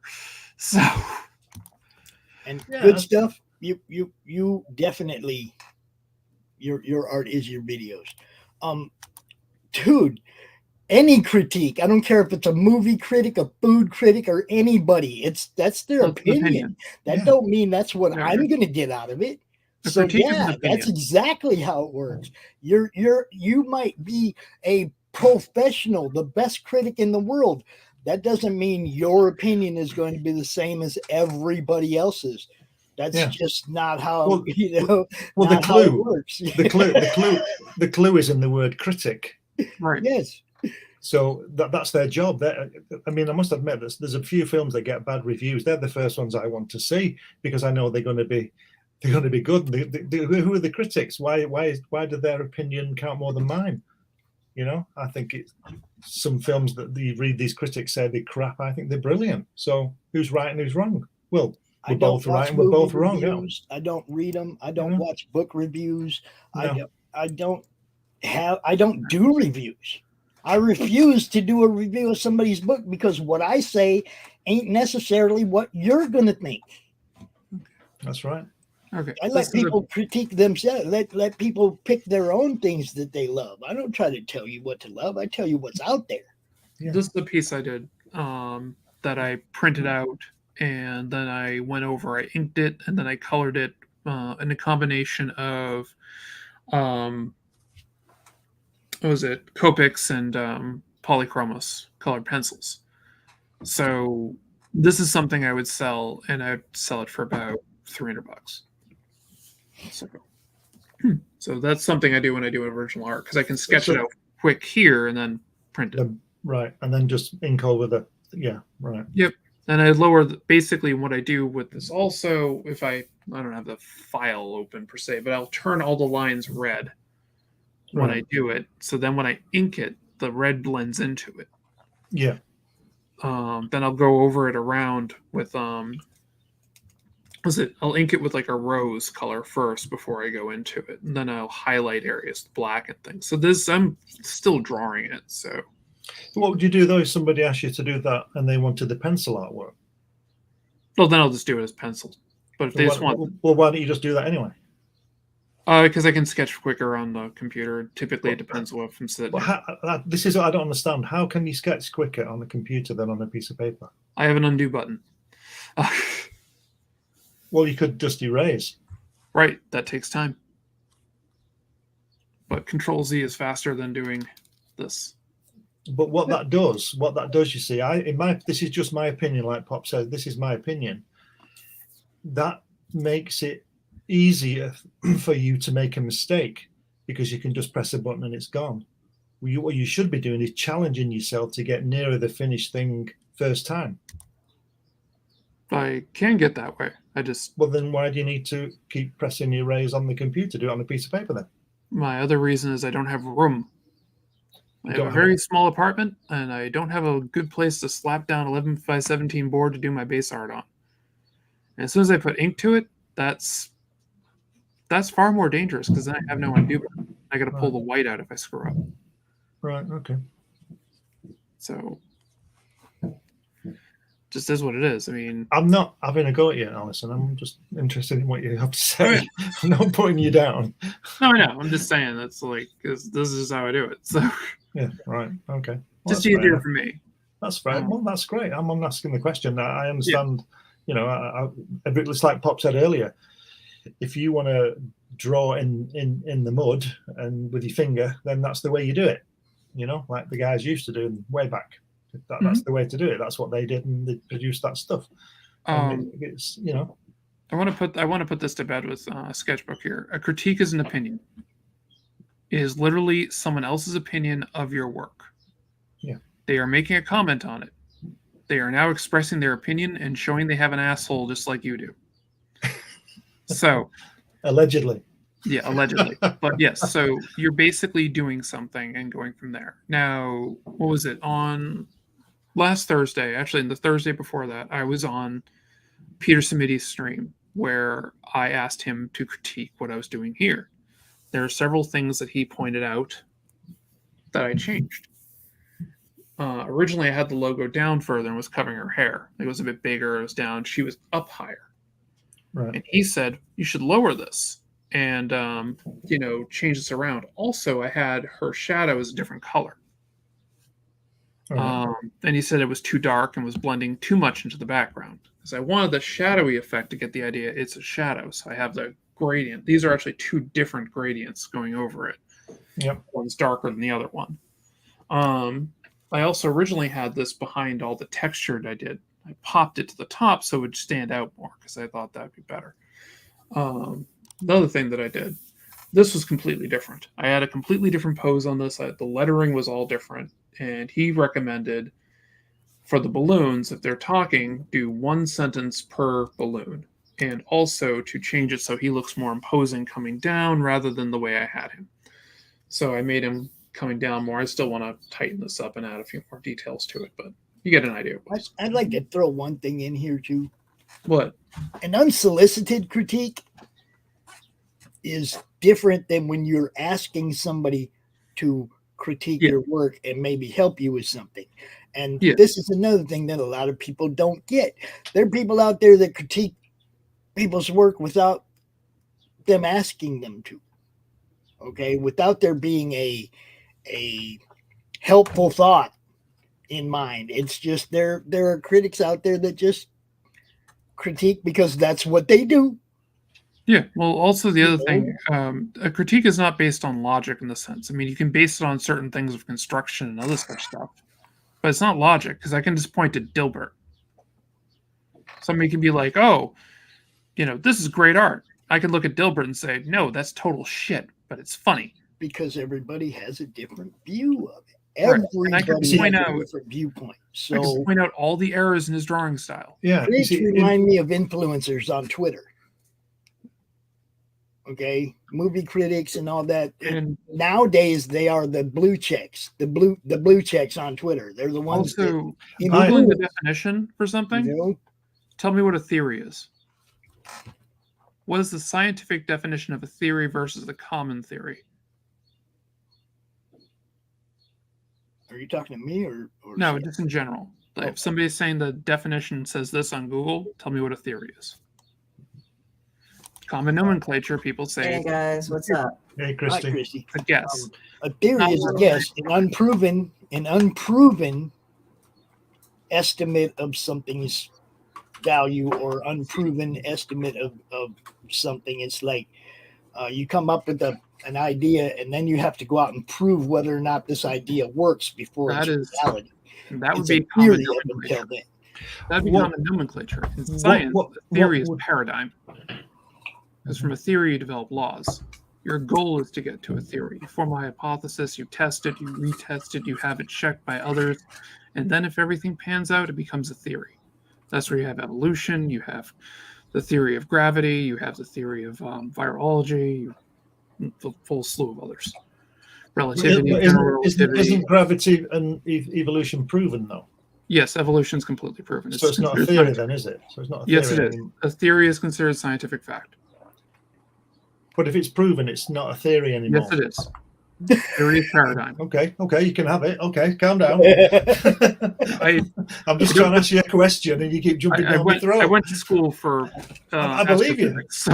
I went to school, yeah, but I'm just asking you a question, but you keep slamming your head against the wall. Well, no, it's just something that people are like, oh, it's not a theory, it's not proven. Sorry, that's a trigger thing for me. There's a website called notjustatheory.com, and it explains what a scientific theory is. Scientific theory is paradigm. It's like general relativity is a scientific theory. And it basically explains to you how gravity affects other things, time, gravity, how mass is affected, things of that nature. That's where you developed how the universe works. And then from there you get special relativity, which is another theory that Einstein did, and that's how you can explain black holes and such things. Okay, now here Sketchbook says a detailed analysis and assessment of something is the meaning of critique. This is where I know from that definition. Who says who's qualified to do a detailed analysis on somebody's art? Who's qualified to do that? Only somebody you trust and value their opinion, not some blue check on Twitter. If you get Albert Einstein, who was clever, wasn't he, right? And he works out his theory of relativity, right? Now, I'm not saying I understand all that, but just bear with me. If you've got a clever guy like Albert Einstein and he works out the theory of relativity and he calls it a theory, because I've read that he said this, basically, let's just take this argument here. Basically, it's reckoned, or scientists think, as far as I understand it, that nothing could travel faster than light. Okay? Mm-hmm. Yeah, right. That's general relativity and special relativity. Right, okay. Well, that's the theory, because it's not been proven yet. That's the theory. No, that's not how it works. You mean the hypothesis? A hypothesis is what most people think of what a theory is. Oh. When people say hypothesis, that's the general connotation of theory. That's the everyday nomenclature of the word theory. When a scientist says hypothesis, that's when somebody says, "Oh, I got this idea," and then they have to try to prove it. They're the people that like what you do and spend money on it. They're not critics. Fans are not critics, bro. I mean, a few of them might look at something and go, "Hey, I don't like that," and then not buy it. But they're not out there telling you why. They're not critiquing your work. Critics are influencers, and they kind of. I don't like it. I don't like critiquing people's work because it is opinion. It's a single person's opinion. You know. I have a saying, right? Everybody thinks they can sing. Everybody who can't sing, which is most of the people on the planet, are like everybody who can't draw, which is most of the people on the planet. And the people who cannot draw say you learn to do it. You don't. You can draw or you can't draw. You can improve, but you don't learn to be. Jack Kirby didn't learn to draw. He could always do it, and he fell into that track, and he's exceptional, right? Not everybody can sing. You can't be taught to sing, because I'll tell you, I've said this before on Popty's show, I've been singing every day for 60 years and I still don't sound as good as Marvin Gaye. And he was doing that when he was 4 in the church. So there's your theory. Well, he also had training too. Christy, what do you think of critics? They're as much value as anybody could throw them. They could put together a good, well-formed argument, but in the end all, do people like it? That's the thing. It's like Crosby, Stills, and Nash. They were going like, yeah, the critics used to say they wouldn't fucking last year, and look at them. If everybody can learn to draw, why don't we all draw like Jack Kirby or John Buscema or Van Gogh? It's usually attention and talent, or, you have to have Leonardo da Vinci. Why don't we all paint like that? I mean, personally, I think it's like, it's not a really all or nothing. It's really how much you want to pay attention to and put your time to. How much effort you want to put into it with your base interest and talent. So, I mean, that's how I feel about it, because I've seen people that draw fucking stick figures and they say, I don't have any fucking talent. And then they worked hard at it for a year and they're like amazing. And I've seen their before and after. Their before and after, like the before looks like absolute fucking shit. And then their after is like amazing. So honestly, it's really what you put your time and attention to and your drive. I want to put this to bed real quick with this whole thing. I literally studied astrophysics at MIT. If I had presented to any of my professors there the definition of a theory as a guess, I would have been kicked out of the class. Immediately. Kicked out of the class. And no, you have no idea of how science works if you think that. What a theory is, some people think a theory is, you have a theory, it's proven, it becomes a law. That's not how it works. Theory is a collected grouping of facts, observations, and we use them to develop laws from it. Theory is the highest point in science. You don't care? Well, guess what? You're fighting me on it, I'm ending it. I'm not finding. Well, I think it's a problem with a conversation. I'm trying to learn. No, with that. The problem is that there's like layman's nomenclature, and then there's scientific. That's exactly what I was trying to say. That the common nomenclature of theory is, it's a guess, it's this. That's what in science you call a hypothesis. Yeah, but the thing is like if you try to present that in law, like for example, law is the same way. What we think on law and what we think in common sense, layman's terms, is very different because they have to be very specific. So when they talk about fraud or when they talk about assault, it's these very much things according to the law. Yeah, it's like stalking. Legal definition of stalking is what is different from what the common nomenclature idea of stalking is. Yeah, that's the problem. And the thing is that if people read the act, and it can vary from individual states, it can vary from individual countries, it can, at least legally. I'm not talking about scientifically. My dad was a mechanical engineer. So that's why I'm kind of like going, I can see both points. And I remember in even junior high, I learned like the scientific theory, the 13 steps. Yeah, the scientific method. Yeah, the scientific method. Yeah. So it's like, I mean, I don't remember all of it, but what you do is come up with a hypothesis. Mm-hmm. Then it like hardens into theory as you disprove your hypothesis or attempt. Exactly. Yep. You have to retest it, and basically then you have to submit it basically for peer review, and if it goes past there, it goes up to being the theory. Yeah, and again, sorry, I apologize. The reason why like things like evolution is repeatable is considered a theory, and why it's considered paradigm and law is it's observable and repeatable. So I mean, there might be small, minute changes in that I've noticed in evolution. Theories can always modify. That's where you have the difference of relativity and special relativity. Yeah, because like the inherited self is not wrong, but there's minute changes in that. Like they make minute changes in a law. Oh yeah. So it's kind of like, that's why I can kind of understand on both sides where there's confusion and miscommunication, because it's like, okay, well, theory is a very defined thing in the scientific community. Yes. But to the common layman nomenclature, it's like totally a different thing. No, we're good, Sketch. Is this something that I said I have a very strong science background. I take it very, very seriously with that. No, I got you. I get you on that. Yeah, I was talking to Sketch on that. But yeah, I'm sorry if I get kind of into it, but that's just something.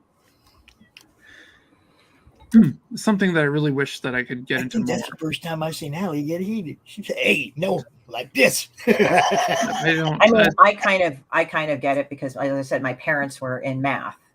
My mom is a master's in physical organic chemistry. My dad was a mechanical engineer that designed nuclear reactors. So all in all, Yeah.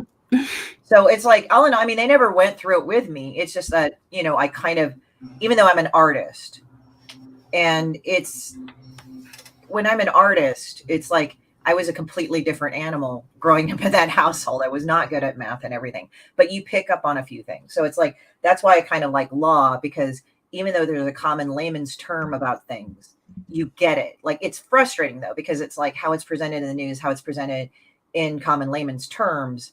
It's like it's kind of slightly is misleading if you're trying to talk to the people that are in it. So there's like that kind of bridge you have to gap, or gap you have to bridge, which way you want to do. So that's why it's like I kind of understand both points of the argument. And it's like, well, it's like if you're talking from a completely scientific standpoint, yes. If you're completely talking from a layman standpoint, definition, no. It's kind of one of those things where you kind of have to bridge it and say, okay, well, this is where they're at and this is where that at. It's I said I was talking about it purely from a scientific perspective of what it is. Yeah, that's in what layman's terms, I completely go with it. When people say, "Oh, it's just a theory," like I get that it's a severance, but science is different. Science, it's very, very direct and everything. It's kind of like when somebody talks about, well, math and theorems. You have to prove your theorems exactly like that way. So it's kind of like, it's like kind of one of those weird things. It's like, wait, can't hear you, Yours Pop. spells this out perfectly for me right here, because I've always been a fan, lifelong. I've only been a promoter for 2 years, okay?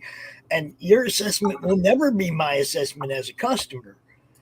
And your assessment will never be more valuable than my assessment as a customer, okay?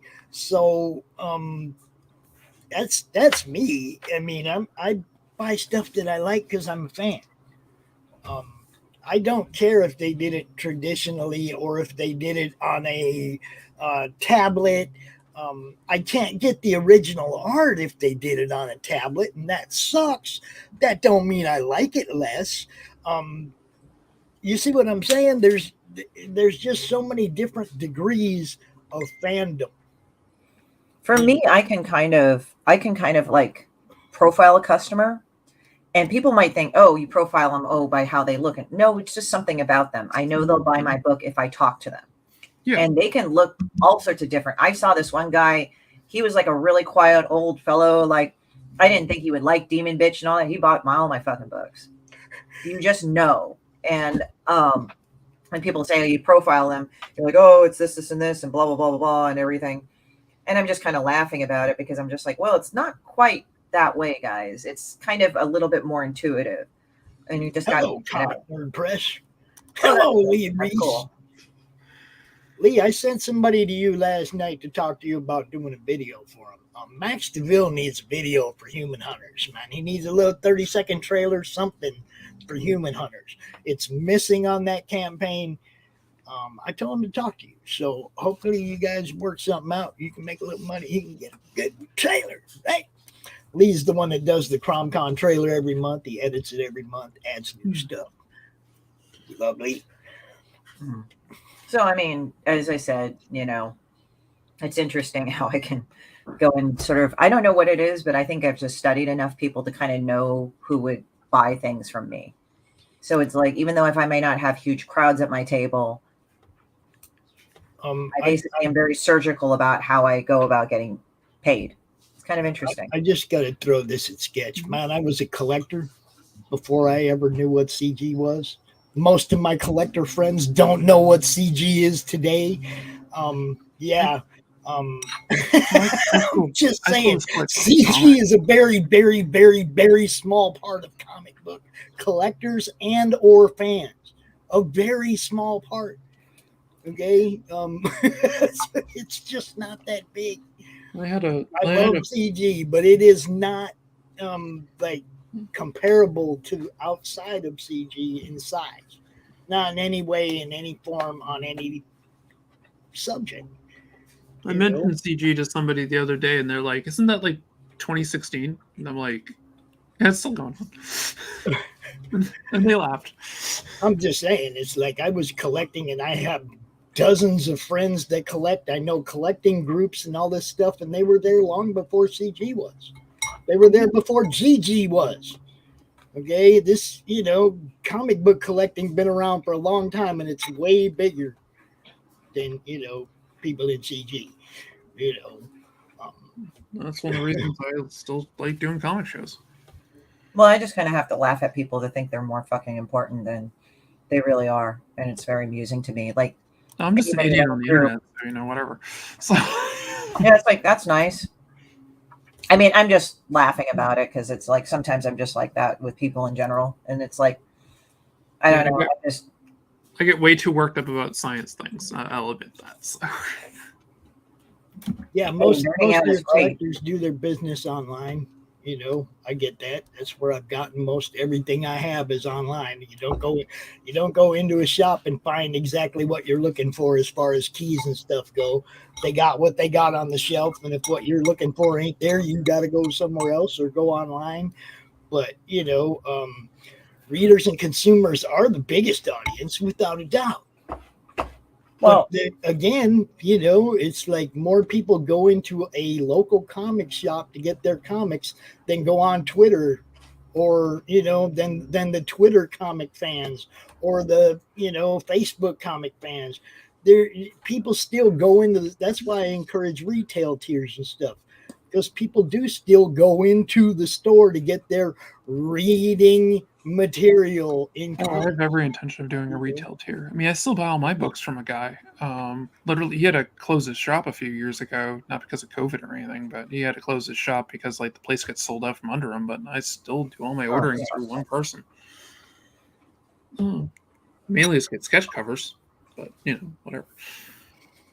I mean, I would go to my LCS and they have a warehouse full of cool stuff that you can't get to, right? And I was like, you guys need to bring some of that. If you're not going to let people like me who collect trip through the warehouse and get the stuff I want, then you need to start putting stuff on the wall behind the counter. So collectors do have that option when they come in here, because they had the pops and the graphic novels and the comics and everything, but they didn't have that cool stuff, those cool keys on the wall behind them. And that's something that they took to heart, as just me telling them, look, man, you go out online, you highlight, these are the books that we brought in from the warehouse this week. You tell all your people online, and then you hope they come in and buy them, right? But some of those books disappear just because somebody walked through the door and went, oh crap, I don't have that. Boom. I got a lot of stuff off that wall because I didn't have it.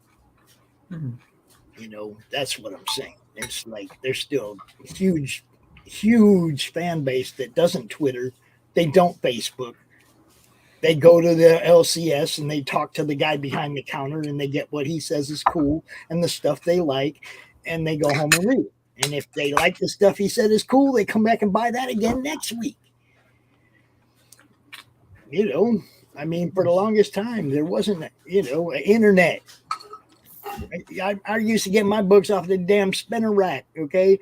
There wasn't an internet for the first 20 years of my collecting. That didn't stop me from trying to collect. I lived in Phoenix. They had like 15 different comic shops back then. I went to all of them regularly. What do you got? Buy any new collections? Get anything new cool in? What do you got? That's where I built my collection, was at a comic shop. Well, the guy I used to walk in every week, be like, what do you have this new? And he'd pull out, because I was specifically after Silver Age. And I'm like, what do you have this new? Then he'd pull out whatever was new. I mean, I got first appearance of Thor that way. I got first appearance of Doctor Strange, first appearance of Mysterio. So yeah, I sold my collection off a few years ago because I just didn't have the room for it anymore, and other reasons. But I had a complete run of the original X-Men, every issue of Uncanny. This is my fourth collection. Well, I still have a long box full of stuff. And, I have all the original Teenage Mutant Ninja Turtles. I'll never get rid of those. And this one is built in 3 ways. It was built by buying somebody else's collection, a whole bunch of stuff at the comic shop, and a whole bunch of stuff online. It's about, equally a third of each way of buying comics. It's kind of weird actually, but we picked up a collection a few years back from somebody. We bought a lot of stuff from our local comic shop for the longest time, till mainstream really just dove. And you guys know what I'm talking about. We don't have to go into all that. Mainstream is taking a huge dive. They don't care. I'm just amused that all those fuckers like circle jerk each other, and then they go like, "Oh, why? How come we're not getting jobs?" I said, "Because you're obnoxious assholes, guys. You fucking write shitty stuff. Fuck you. Like, I don't care what the fuck you believe. Just write good things, and you don't. So fuck you. You're not driving sales. It's a business." Yeah, he gets it. You remember when we were kids, and that's that was the only outlet for comics. It went, spinner racks at the supermarkets, at the drugstores, 7-Eleven. They used to have comics right down there with the Good Housekeeping magazines and shit in their magazine rack. I miss the spinner rack at like the local convenience store that I used to be able to walk to. That was the I worst. saw Starfire's ass in my face on the spinner rack when I was a kid. I picked up like the fucking Teen Titans and I opened it, and she and Dick are in bed together. I'm like, what the fuck? I know that issue. Yeah. I have that issue. Yeah, that's how you have to get the old stuff now. And later on, I found out when I was a kid, I was like 6. Mm-hmm. And then later on, I found out she was supposed to be 16 in those fucking comics. I'm like, God damn. See, now the one thing I can say, they were all college age in those. Over the last 2 years, over the last 2 years, that filing cabinet back there, can you even see it? Jeez, what the hell? Oh, the press is in the way. Like in the 80s, she was younger, but now they've aged her up or aged her appropriately. Oh no! When she originally appeared in Teen Titans, the new Teen Titans that Perez and Marv Wolfman did, they weren't really teenagers. Well, they were like late teenagers, early 20s, because Donna Troy was in college. They actually had an issue that went through their normal lives, and Starfire went out dancing for an evening or something like that. Oh, like a nightclub. Yeah, you got to be fucking 21 to this. Yeah. I was a kid. I was like, what the fuck? Sorry. And that was right around that time frame. They de-aged and re-aged them as they kind of went. Because Raven's now 15, 16 years old. She was easily 18, 19 when she first appeared. Yeah. I just want you to know that you're the one that actually put this topic out here today. So as far as your decisions for your channel and your direction, just go with what you want to do. Have fun and what feels good. If coming out and talking about stuff like this is what you want to do, that's excellent. Do something that not everybody else is doing. That's the main thing. It's I only do this show because all my other shows are based on talking about people's campaigns, and so I had to come up with some different stuff for the network. We added the draw stream, we added this show, we added the show we're doing next Sunday with Rex and Dave. But whatever you feel, bro, that's what you feel comfortable with and what you want to do. That's what is going to make your channel the best, because people are going to see that in how you feel about what you're doing. Okay, this is what I'm amused about. When I first started with Demon Bitch and Personal Monsters, I was really dealing with a lot of anger about shit. And it was funny because people were just telling, you need to let it go, Christy. You need to let it go. You need to have the fire path. You need to just forget about it. Guess what? I started drawing it, and guess what? Now they're my fucking fans. It's people like to puss out a lot. So to be quite honest, do what you want to do. Now, I want to point out this here. That filing cabinet back there, that's a 2-drawer filing cabinet. And it is full front to back with indie comics that I've picked up through Kickstarter or Indiegogo in the last 2 years. Okay. There's a lot of really, really good stuff out there that you're not going to find in a retail store unless they find out about them and back them on the retail tier. Okay. There's a lot of people that walk into the comic store that would love this stuff if they knew about it. You see what I'm saying? When you're walking into your local comic shop, just say, hey, man, there's a couple on Kickstarter. They got retail tiers that you might want to check out. You tell your dude at the comic store, because then they can go look. And then when they realize that there's more and more of these retailer tiers appearing on these crowdfunding platforms, they might put more and more of these books in their stores. Johnny Reed yesterday, he was out here with Max. He has a store. He's talking about, yeah, man, retail tiers, it's like he's looking at them now. He's trying to put indies in the store. And that's what I was wanting to do with CAPS. As I said, I got elected president of the Comic Arts Professional Society, and I'm not just throwing that out there just to wave my dick around in the wind. But the thing is that one of the things what we'd like to do is put a network of comic stores for everybody to put their shit in. Because some people are published by the big two, but some of them also have other publishing, like they self-publish and all that. And I know not every store carries every indie comic. There's a certain target or niche that some of them do. Mm-hmm. So the more we have that network, the better it is. And that's, everybody knows that's been one of my goals since I started doing this, was getting what you guys do in comic book shops where most of the fans spend their money. So that's Glenn, where you working want your book to be. I mean, that's, to me, that's the way I look at it. So there's a retail tier on our campaign. Speaking of which, I saw a piece of art from Glenn. Yeah, I was gonna say, what have you been working on, Glenn? Because probably scared you, and I apologize. Anthony went and added Glenn's art and synopsis to the campaign page, right? Only one of the pieces I already put up was one I had not seen yet. And I was like, I didn't want to see that. I didn't know it was up there either till you mentioned it the other day. Hey, he's the campaign manager. He can do whatever he wants. But damn it, that's a beautiful page. Y'all go check the campaign page out again. There's new stuff up there. Oh, and the Jim O'Reilly art is gone. So if anybody on the campaign wants to add a page or something up there to keep the original art active on the campaign, if you want to put something up there of your own, let me know. Glenn, if you want to sell one of them pages, put it up there. Okay. Let Anthony know. Yeah, we can put that page up for sale. He'll put it up there as a tier. And we figure out money behind the scenes, right? Yeah. Okay. Because so I was thinking one thing when people volunteer their stuff for the campaign, but it's another when it's like you trying to make a little something off your personal thing. I get that too, just like with the shoes. That's not 12 pairs at $350 or whatever donated to the fucking campaign. Dude's getting his money. Remember that. Well, I was thinking of offering I think it's 7 pages, isn't it?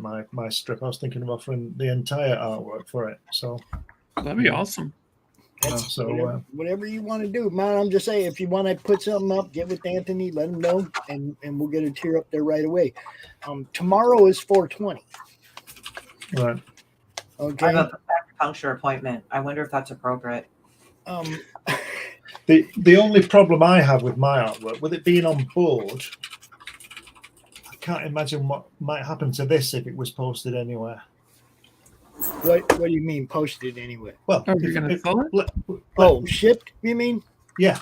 Or you gotta really put like a couple of other boards. Oh yeah, I realize that, but I'm just saying that it could still be damaged. Oh yeah, there's always a chance. But then again, anything that's what can be insurance damaged is and lost. for. Include insurance in the shipping. But I don't want the insurance. I want someone to enjoy this, But yeah, I'll look at it. We're already talking about taking one of the 2 that you submitted and using that as making a print of it and giving it away to anybody that backs tomorrow on 420. Okay, and previous. Okay, anybody that's backed up to 420 and on 420 will get one of those 2 pieces. We haven't figured out which one, but I think that's what we're going to do. We're going to take one of those. I mean, Lee, you already drew 2, bro. We're just going to figure out. I said right away, as soon as you sent the second one, I told Anthony, and you can ask him, I was like, man, we got to add one of these to the campaign and put the other one in the fan art contest, because these are both too good. One of them has to be part of the campaign. So if you're okay with that, Lee, we'll say it right now, man. I don't know which one, but they're both posted. If you do hashtag Cromniverse, you can see both of Lee's entries in the fan art contest. We're going to take one of those and make a print out of it and give it away to everybody tomorrow. So, what can I say? It's like we're trying to keep doing things. So the 420 featured tier tomorrow will be up, and anybody who backs tomorrow or up till tomorrow, anybody that's already backed will get one of these prints of Lee's art, and they are both amazing. They really are. What's up, Jim? Boom, boom, boom, boom. Oh, excuse me. Ginger beer. Yes. And coffee in the morning. My body hates me now. I couldn't believe you were already up. And it's like, what are you doing up? All right, here's a link. Come on out. And I said, I'm eating and I'm on a fucking phone call, dude. And then you're like going, hurry up. I'm like, all right, fine. How much longer? What's Jim O'Reilly? The man is here. I did not tell her to hurry up. Don't believe what time it. is it? It's like 9:51, almost 10 over here. I just sent her the link and said, what's up? She said, what time? I said, now. Well, one time he sent that to a link like that, and I was on the fucking plane coming back from Boise, and I'm like, I'm on a fucking plane. I'm not going on the show. I'm sorry. You know? It's not like I didn't want to. It was just like, I'm fucking tired. I'm on a goddamn plane. I'm like, it would have been great had she come on during the flight, because then we could have messed with the stewardesses and shit. You're live right now. Everybody. And then everybody would have been fucking annoyed, which was funny. And Christy would have been kicked off the plane or arrested, possibly both. So, Actually, avoid that from happening. What's funny is that everybody, no one gave a fuck, because like everybody was too tired and all that stuff. Jim O'Reilly. Yep. Say goodbye, buddy. It's gone. Somebody got it. It's gone. Nice. And just anybody wants to add something new, you can. Yeah. But yeah. Let's see here. Hey, Jim, been a while. Hope you've been doing good. Jim O'Reilly. Is it auto parts? Oh, sorry. That was a terrible fucking pun. Oh, he does it all the time. He goes, oh, O'Reilly. He does it. He gets it. Just like the reason I don't use my name. It's not because everybody don't know. If you go look at the admins in the group, you see the other pops. You know what my name is. But you know why I don't use it, too? I got that Posturpedic fucking shit all my life as a nickname, man, because my last name is Seeley. Spelt just like the fucking mattress. And I caught stupid nicknames over that shit all my life. It's like my friend Jen. Her last name's Sullivan, and we have Sullivan Tire. Well, eventually I embraced it, and I was like, yeah, she's actually related to the people who opened the store, but still. Resner was related. His granddad opened Resner fucking air conditioning. That's how they got. It's like, is that related? It's like, yeah, he's related. They sold the company though, like the family, but yeah, the grandpa, his last name was Resner too. So Trent Resner is related to the guy that did Resner air conditioning. That's awesome. Then he wrote pissed off music on cocaine and alcohol for Gen X, and that was great. So there you go. I remember. I've seen 9 Inch Nails live more than once. Fuck, I'd love to see them again. And Christy, I'm already in all those groups you share to. You don't have to tag me as well. I tagged you anyway. Fuck it. I tagged you anyways. I tagged Rich twice, and he really came at me. So, Call him a bitch. It's fine. Nobody ever tags me. Granted, somebody like it. Some people like it. Some people don't. I don't see what harm it does. I don't see why people get so precious about it. So what?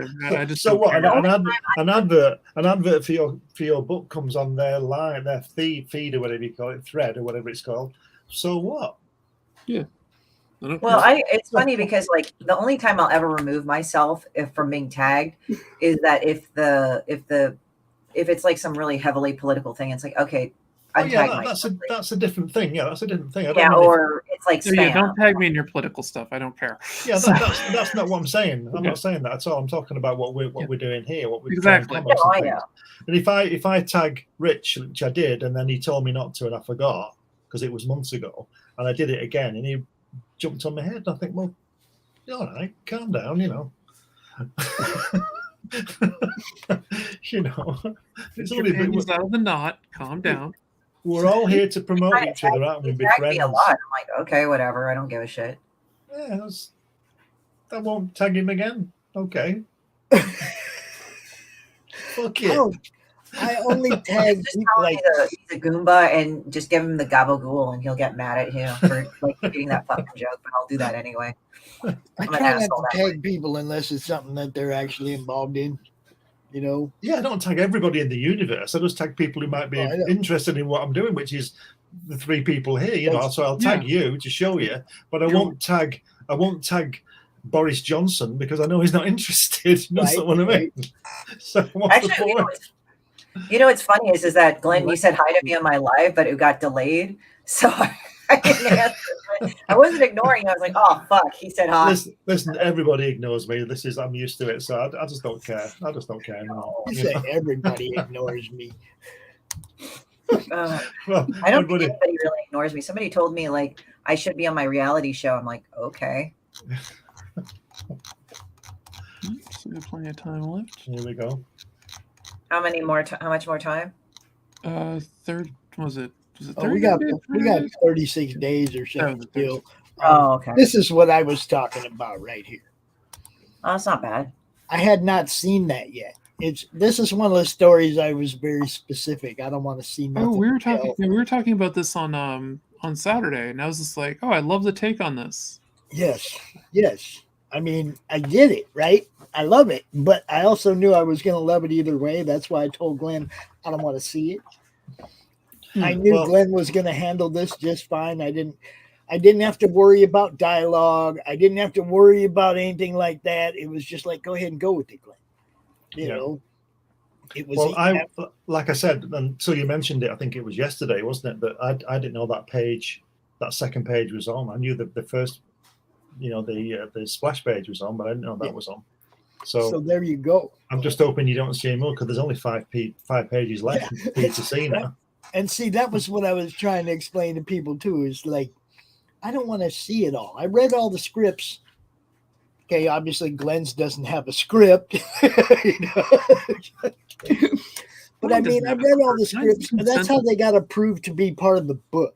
Okay, it's not like I didn't know what people were doing. It was like I didn't want to see the art.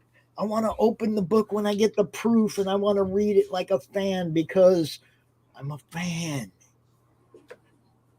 Being part of this project wasn't, I'm trying to be in charge and in control and all that. It's somebody else does that shit. I'm trying to have fun and be a fan and a promoter, So, there's certain stories, certain art, certain things I don't want to see till I get it in my hands so I can experience it as a fan. Now, that's the proof copy I'll be doing that with.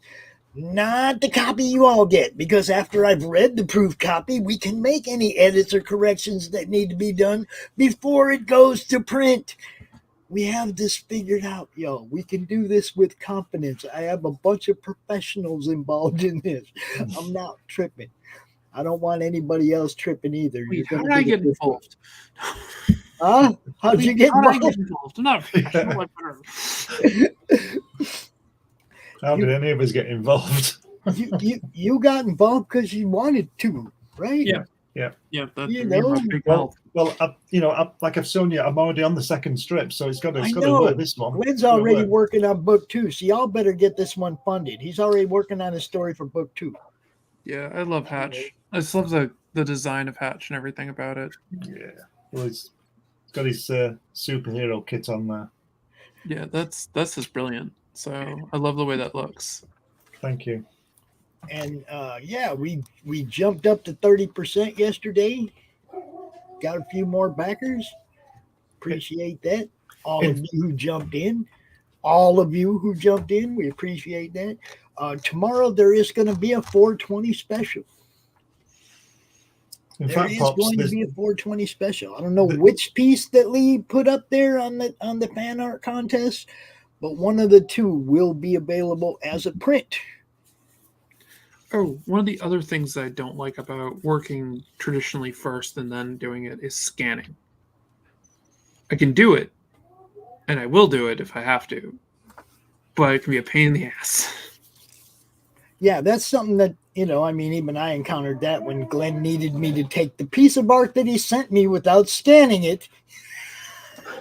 That's because I didn't have a scanner at the time. But like Alison said, I don't like the scanning part because it's not true to the artwork. The colors aren't true, and my scanner is an A3 scanner, which is big enough, but if it's a double page spread, I'm tending to split the page in half so I can scan it scan it better, because you don't want that blurry little section in the center and all that kind of thing. So I can't do a really big piece of artwork. Well, I can, but I don't, because I won't be able to scan it. So yeah, Glenn sent me a page from Hatch, book 1, the page that I'm in, and he sent it to me, and then he sends me a message and he goes, "Hey Pops, I forgot to scan that before I sent it to you. Can you go get it scanned?" And I live out in the boonies. There ain't no place near here that does that kind of scanning. I had to get a hold of my boy Brad, the one that takes me to the cons, and he had to drive me up to Portage or Kalamazoo or somewhere to get this scanned. And we had to teach those guys how to do it. Because the first one they brought to me, I was like, oh, no, that will not do. You guys are going to have to figure this out and do better. What last comment? What did I miss? Oh, this one? Is that the one? I don't know. What was it? We've been talking. We haven't been watching. I know you guys have been having your own conversation in the chats. Hey, Pops, let me just tell letting you all hash it out over there. Pops, just let me tell you that the second strip is done. It's full pages. It just needs colouring now. The whole thing is drawn. But I can't show you because you don't want to see it. No, I don't want to see it. And yes, Brad is my dude. Brad's awesome. Brad does all the camera work when I do the live walking the floor at the cons. Brad, he's with me. He does all the recording of all the videos, all the interviews. Puts up with hanging out with me for a whole day. Come on. There's only a select few people that can do that. YouTube took it down. That's kind of weird. How would YouTube do it? That would take a mod to take something out typically. Oh, YouTube took it down? Yeah, because I don't, Oh, is anybody over there that needs a wrench over there in that YouTube? Oh, Sketch. I'll just give you a wrench, bro. Then you won't have to worry. Oh, I should throw some shit in there. Dropping comments. I haven't noticed. Huh. Self-aggrandize myself a little bit. I think everybody else got one. There you go, Sketch. Now you're at least a mod. Free wrenches to everybody.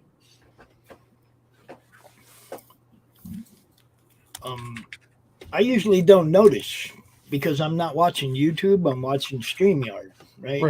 So I don't really notice. What is up, your boy Hojo? Yes, we're talking about our 420 special for tomorrow. There's going to be a new print added tomorrow for backers that back tomorrow or up until 420. If you backed up until 420, you'll get a new available print for those people only. What is a Pale Rider? Yeah, Office Depot can do it. You just have to teach them how. Exactly. Because that's what happened. We had to teach him how to do it. It was like, no, that's not going to work. I think I even sent Glenn a message from the place that day going, yo, this sucked, dude. It's like one of the things about scanning color is you have to then go into Photoshop and make adjustments to it. Yeah, that's right.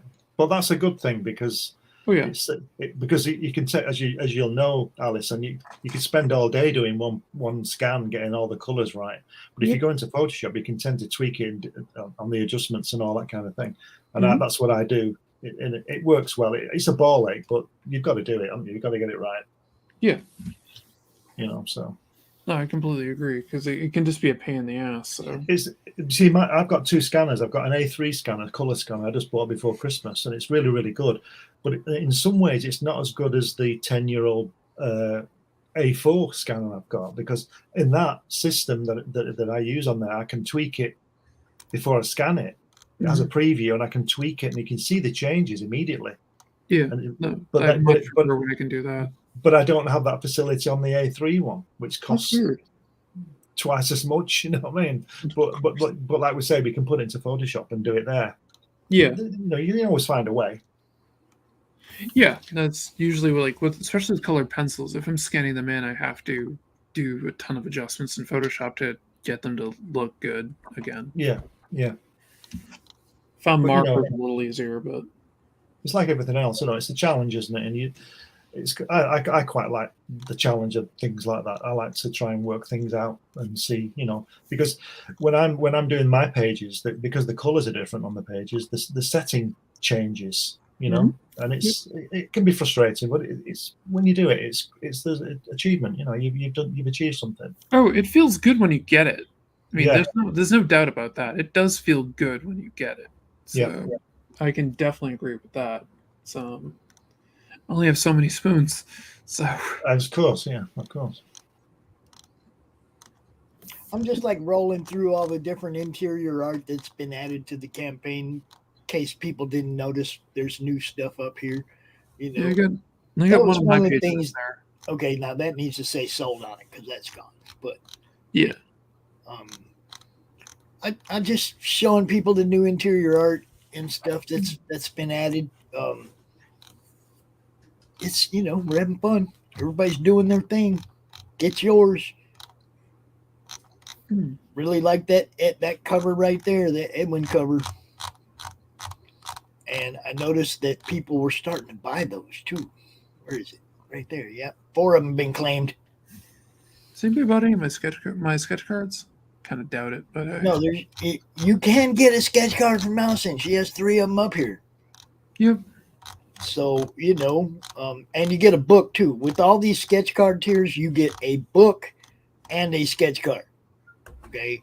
It's not just a sketch card for $60. You get a book and a sketch card. So, same with Rich, Tank, and Rusty. Pretty much everything. I think the Tapestry is the only tier that doesn't have a book included. I think that the Tapestry is kind of like an add-on, but it's a tier. If you want a book with it, you got to get an add-on. Just trying to have fun, man. That's what it's all about. See, colors are trickly from physical to digital and vice versa because digital can produce more colors than print can. You can, higher DPI resolution, you can get more color and stuff like that into things. Also depends on the printer you're using. There's a lot of different factors in color. But yeah, I mean, well, basically you're breaking it down to CMYK, aren't you? So yep, that's the thing. And if you color it RGB, then print in CMYK can do all sorts of funny things. Yeah. So I've done that one. I love it when I do the sine curve on the curves and shit, and make it look all fucked up. It's great. Yep.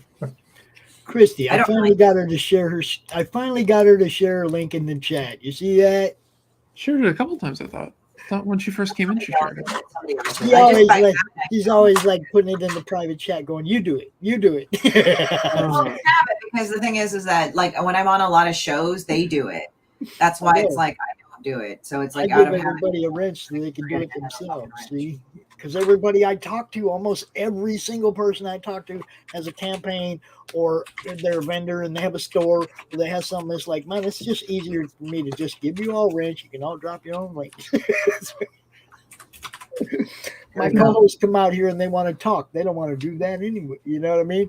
It's like, yes, I give her a wrench and I never regret it. I'll never regret it. Oh yeah, they say color value on a monitor, and then you have to have that. I never found that actually useful after a while, unless the monitor was really fucked.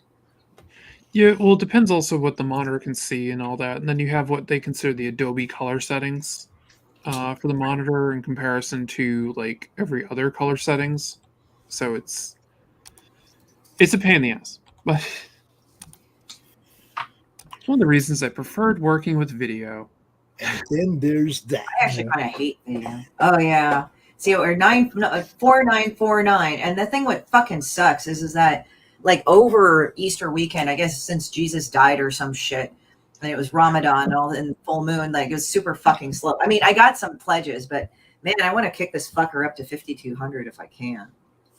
Look at that. 134 people behind it. Chrissy, you need to tell everybody that they need to back my book.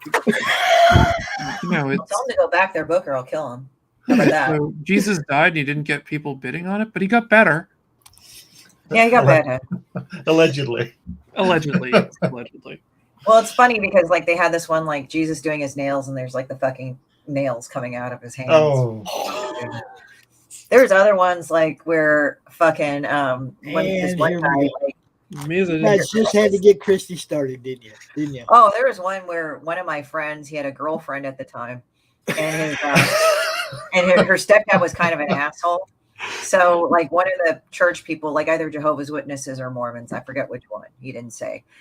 Came over to the house and said, "Do you believe in the second coming of Jesus? Are you ready for it?" So he had these 3 railroad spikes, and he took them out, and he said, "I sure am." Ooh. I'm actually respectful of religion. That's a hilarious thing, but I just say all these fucked up things about it because I think we should laugh at ourselves. Yeah, I don't care what people believe as long as they don't try to force it on me with that. So. She's a demon bitch. Yeah, imagine all the shit that I was saying. So I've been told by many nuns that I'm going to hell, and I responded in kind with "I'll see you there." Did you see that Ricky Gervais joke about that? About Nazis and sharks? Probably have. Oh no, I haven't seen that shit. What was that about? He says he's doing his stand-up, and we were watching it last night. He's doing his stand-up show, and he was talking about sharks and how they can detect the tiniest gram of human fluid from 4 miles away, right? And zoom in on you and get you. And he said a shark would have found Anne Frank in 2 seconds. Oh God, that's nasty. Terrible. Oh. You know, I love it. It's funny, but it's not. But it is. And like Christy says, we should just laugh at ourselves because, like I keep saying, we're not here for a long time. We're here for a good time. Yeah. So just take a back seat and have a bit of a laugh and a grin. And you don't like it. If you don't like it, just move on. Have fun, people. Just have fun. I live by George Carlin's quote: "When people say life is short, no, life's the longest fucking thing you do." Yeah, that's true. I mean, my fucking thing is like sometimes I'll go through like most of the time I'm good, but there are times I get into these depressive moments. So it's like I have to like fucking do that, or sometimes like people go like, I mean, most of the time I'm actually pretty happy, but there are times I just get into this like deep fucking not fun shit when your brain is processing shitty things. So actually getting out of those helps me a lot because I would just wallow. I mean, my MS causes severe depression, so I get it. Yeah. Like you kind of just have to it's weird because there's a difference between wallowing and leaning into it and figuring out why. Yeah. If there is a reason why. Or there's another reason where you have to debrief yourself versus marinating in it. And it's kind of weird how you have to do that. But happy Christy, that would be scary. Well, there's angry. It's kind of funny. I'm happy a lot of the time. I just seem angry because I draw it out in my comics. But then I go through depression, Christy, which is not good. And again, it's not very often. I don't talk about it because it's like not something I like to dwell on. But there are times I go through depressive fucking moments, which suck ass. But that's why I say the shocking shit that I do and people laugh and it's funny. But they say a lot of actually people that are comedians are funny. They kind of tend to be depressed a lot of the time. Look at Robin Williams. I was going to say, look at Robin Williams. Yeah, I mean. I hope I will not end up like that. I don't think I will ever, but it's like, plus I don't think I'll have this type of dementia that he had. He had a really fucked up form of dementia, which is not fun. So, I mean, that was sad. But he really was Pagliacci, wasn't he? So, the clown who is the funniest guy on the earth, but he's the most depressed in real life, Yeah. Happy Christy, that would be scary. Well, back my book, man. That would make me happier. Christy is always happy. You guys just don't know it. Yes. I'm happier, actually. It's funny. If I follow the people's advice, and now I've gotten in this real asshole type mentality, and it's not really asshole. It's kind of more of like, really. And I think when you get older, you kind of just really start not giving a shit to questioning why people do it. I don't care. I don't care. No, it's like this. It's like this. Sometimes people will say, well, why do you do this? And why do you think about that person? Because you know what? I think about that person and it makes me miserable, but it's like they're miserable and they bring up that person anyway. So I'm like going, why are you giving me advice that you're miserable following? Like, stop. Like, I don't want to follow your fucking advice. At least the other shit gives me some satisfaction. Well, you get a friend who's like, oh, this is the grossest thing ever. You should try it. No. That's Christy in my inbox all the time. I just think people should stop overanalyzing things, and sometimes when you're down because you're down. There's no particular reason. You just wake up one morning and you're pissed off about the world, and there's no particular thing. But everybody wants to say, "Oh, it's about this." And everybody has mood swings. Yeah, of course, that's what I'm saying. Yeah, that's right. Well, it's kind of weird because it's like sometimes, like when you feel really shitty about something, it's usually about what your fucking parents said to you when you were 5. When you really think about it, what? Christy. What? He is in my inbox all the time with, oh, this is gross. You should try it. But I like horrifying guys. It's great. Because I'm friends with a lot of men. I used to have a lot of guy friends back in the day. And she's having fun, yo. I'm just letting y'all know. She's having fun. And then, like, I just said, they would just say, hey, look at this. This would gross you out. Doesn't this gross you out? And I'm like, no. And so I'd say something even worse. And they'd be like, so it's like now, like one time I was talking to this girl, Lori. She put me on her show. I think it's UHN. And right now I'm kind of tired, so I can't really think of the name. I'm sorry, Lori. But apparently she and I, we worked with the same people. And one of the things happened was that, you know, those like random webcam like emails that you get, like I caught you something doing filthy on the webcam and all that other shit. And I just like sat there and I looked at it. And so it's like, you got to give me this like this big long token thing in Bitcoin or some fucking bullshit. And it's like, or US dollars, 1,147. And I looked at that and I just said, oh, okay. So I wrote back to them, what a dumb fucking piece of shit you are. I have a sock over my webcam. And number 2, I said to him, you know, why don't you go and fucking like actually ask for more money next time, you cheap fuck. 1,147 US dollars. The fuck's wrong with you? He didn't answer back, but I forwarded the email to my friends who are all assholes. So I'm pretty sure they're going to have fun with that guy. So have fun. I might actually report him to the IC3 just to be an asshole too. But nice. Did you see that? Did you see that meme of that somebody posted a while back about?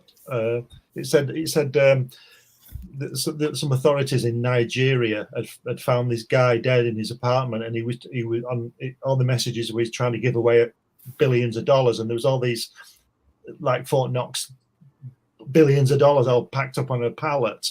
You know those things. You must get them. Those messages. He couldn't give it to nobody because nobody believed him. That's right. Yeah. I think I heard a meme that's sort of similar to that.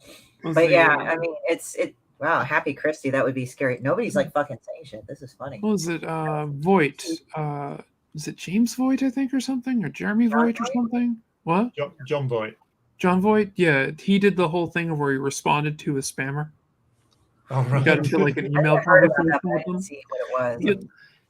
Yeah, look him up on YouTube. He's hilarious because it's just like, what happened if you respond to a spammer? And he did this whole thing and he had this whole conversation. It's like, oh, the diamonds. All right, we can do that. But I have to open this. I have to open an account in this bank. Well, do I get a toaster?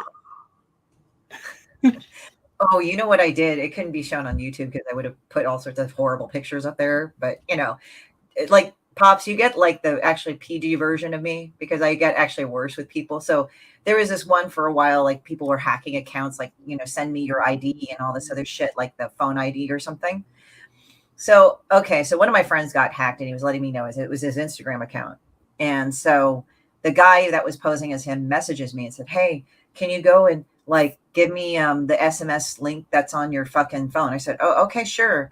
Did you send it? And he says, Yeah, I sent it. Did you get it? I said, oh, is it this? And I just typed it in some random fucking number. And he said, no, that's not it. I said, oh, really? And he said, try it again. I don't know. Maybe I didn't get the right one. So I did it a couple more times. And he says, no, that's not it. And I said, well, wait a minute. I think this is you. So I went on and looked up like dead bodies and body bags. I like found some and I downloaded them and I sent it to him. And I said, wait, is this what you were asking me about? And he says, well, is that you in the body bag? I said, no, silly. Why would I be typing to you? And then he got madder. And then I went on eFuck and I found some horrible porn pics and I screenshot them. And I said, oh, this is what you were looking for, huh? And he got madder and stopped talking to me. I'm such an asshole when it comes to shit like that. All I have to say is watch the ducks video. All I gotta say. Just watch the ducks video. I hate ducks personally. They're little rapists. Well, it's rubber ducks, so it's okay. Rubber ducks. Okay. Just watch. Yeah, like I never knew that until YouTube came out, and then they were like, "Oh, ducks are rapists." I'm like, "What?" And then there are all these YouTube pictures of these gangs of male ducks holding down this female duck trying to fuck her, and I'm like, and then they showed duck dick e-versing, and I'm like, "That's great." And then I was like going. I said, no wonder why I like eating ducks. They're pieces of shit. That's awesome. Yeah, I have to admit, duck is tasty. Duck tastes good. I now I have to try geese. Duck dick. Come on, man. It's really freaky. Pops, I'll send it to you. I'll show you what it looks like. No, don't. Don't. Right, Pops, I'm going to drop out. Y'all, see, that's happy Christy right there. When she can probably that's why they don't show Daisy Duck a lot on Disney. She's all tore up all the time from Donald. Christy right there. When she can send me some sick shit and catch me napping where I just look at it. Christy. That's happy Christy. Christy, you're my hero.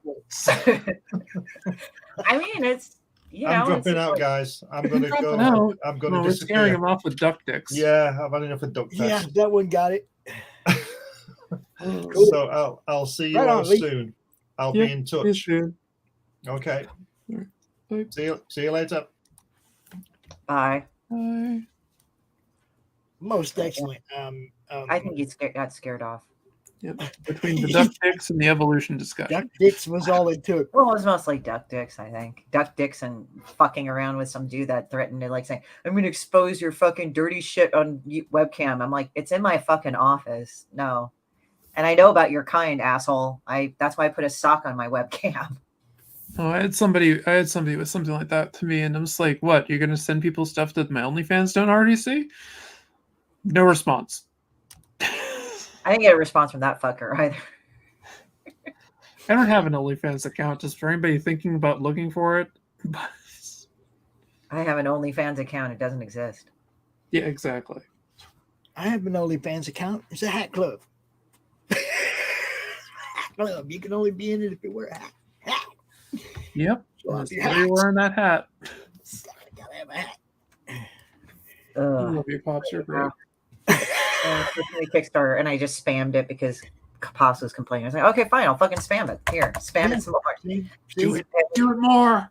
Yeah, I wanted to get used to doing that. So, every time that you don't have to be in the show, Christy. You can just be in the chat watching and drop your link. There we go. You see what I'm saying? That's why that blue that wrench is cool, because you don't have to even be in the show. You can just slide by, drop your link, and then carry on with what you're doing. But hit the like too while you're there. Oh yeah, yeah. You gotta like it. If you don't like it, I'll hurt you. Oh no, is that a threat? Oh no. Oh no. I got banned for a few days on Facebook because I said I would hit Demon Bitch with a lead pipe.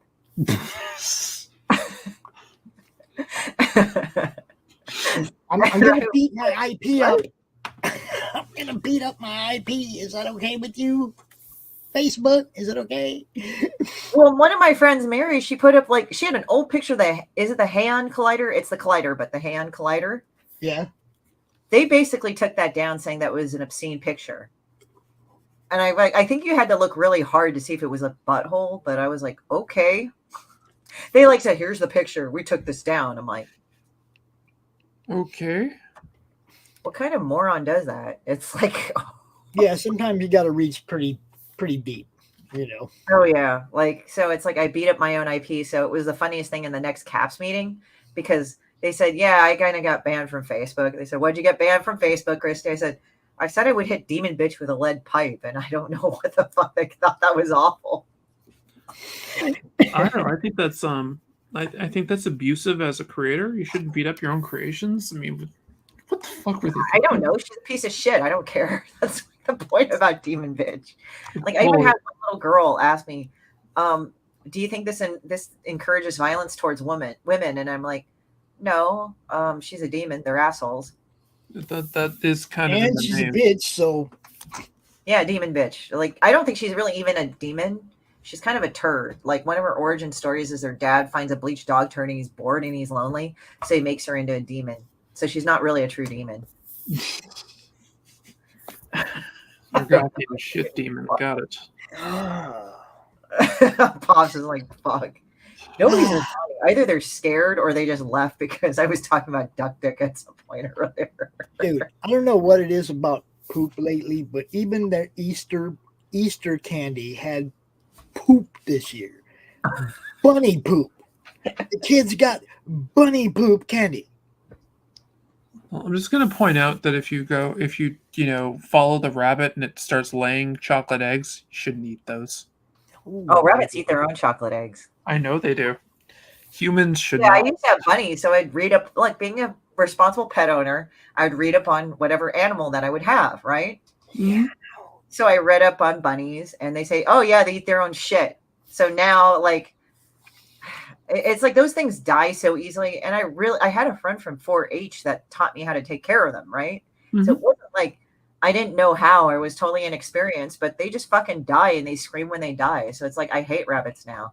It's like, dude, this is like quantity over quality here in terms of animal. You know?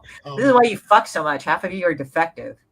I got scars on my lips from owning wolves. Oh yeah, well that's actually badass because wolves at least tried to eat your face. Dude, literally, them little, they were pups, right? And I had a female, and she had a litter. You had a bitch. Oh, that's I see where this is going. And I had to, I had to be, she had to be cool. I had to let me near them and shit, right? It's like she had to accept me completely, and that meant going in there with food hanging out of my mouth and giving it to her to give to the kids. And boy, and then it was after she accepted you, then you can feed the kids, right? But man, I got scars all over my lips from them. I'm just kind of laughing. It's like they're not your children, or are they? To be able to get close to them, you got to be accepted by mom. If she don't accept you, you ain't getting near the pups. Ever. Oh yeah, she's gonna rip your fucking there face. There will be no domestication if you can't get near them. There's a guy in Gloucester, Mass, right up, not really near where I live, but he has a whole area where you can go and walk with wolves and stuff. It's walk with wolf. He has a wolf preserve. Mm-hmm. But he has one wolf that he takes around. He shows everywhere. And when his daughter was born, he's like, well, I got a bunch of wolves out there, and I have a little girl. He goes, no, I'm going to make sure that this girl has no fear of them, and they have no fear of her. So wolves had a litter, so he went in and took one of them and raised it alongside of his daughter. Mm-hmm. And, now the wolf is like, goes around. It's very, like, you can go up and pet it and stuff like that, as long as the handler's near it. But he can go on walks with it, and he'll run around. Occasionally it takes off into the woods and comes back with something. Our huskies do that shit. Huskies are like basically our wolves. Assholes too. It's like our take huskies it. Go out in the woods and bring stuff home. You got a husky. Huh? I said our huskies go out in the woods and bring stuff home. Oh god. I had a cat that brought home a turkey. I still have no idea how it killed the turkey. Brought back the head. He's a found fuck the body behind the pool. All by myself. Fuck your ass. Come here, Noodle. Come here, buddy. Oh. What's up, Spam? That's Spam, everybody. Spam? Yeah. Oh, and now he's pissed. Now he's mad. So he's just like hitting me and stuff with his tail. I think he's all happy. Are you happy, buddy? No, he's kind of confused looking right now. He's like, what the fuck is going on here? Confused. He's always mystified and confused about fucking everything. No. Nice, man.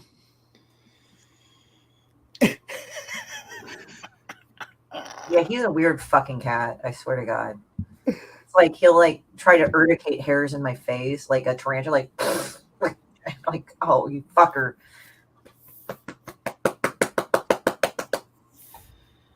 Oh God. Yeah, and then he lies there and does weird fucking shit like this. Mm-hmm. Wow, nobody's saying anything. I think they're all too scared or too quiet. Yeah, you killed everything with duck dick, Christy. What do I have to do to bring it back? Do I need to say duck vagina? No, we've been out here 2.5 hours. It's a good time to kill it. Everybody go check out everything Allison's doing. Go on the on the Indiegogo campaign for Promniverse. Get you a sketch card from Allison. Copy of the book. Allison has a story in it. You know. Get up to date with what she's doing. Go back, demon bitch. You guys know about that. And for science lessons, you feel free to message me. Yes. Just there you go.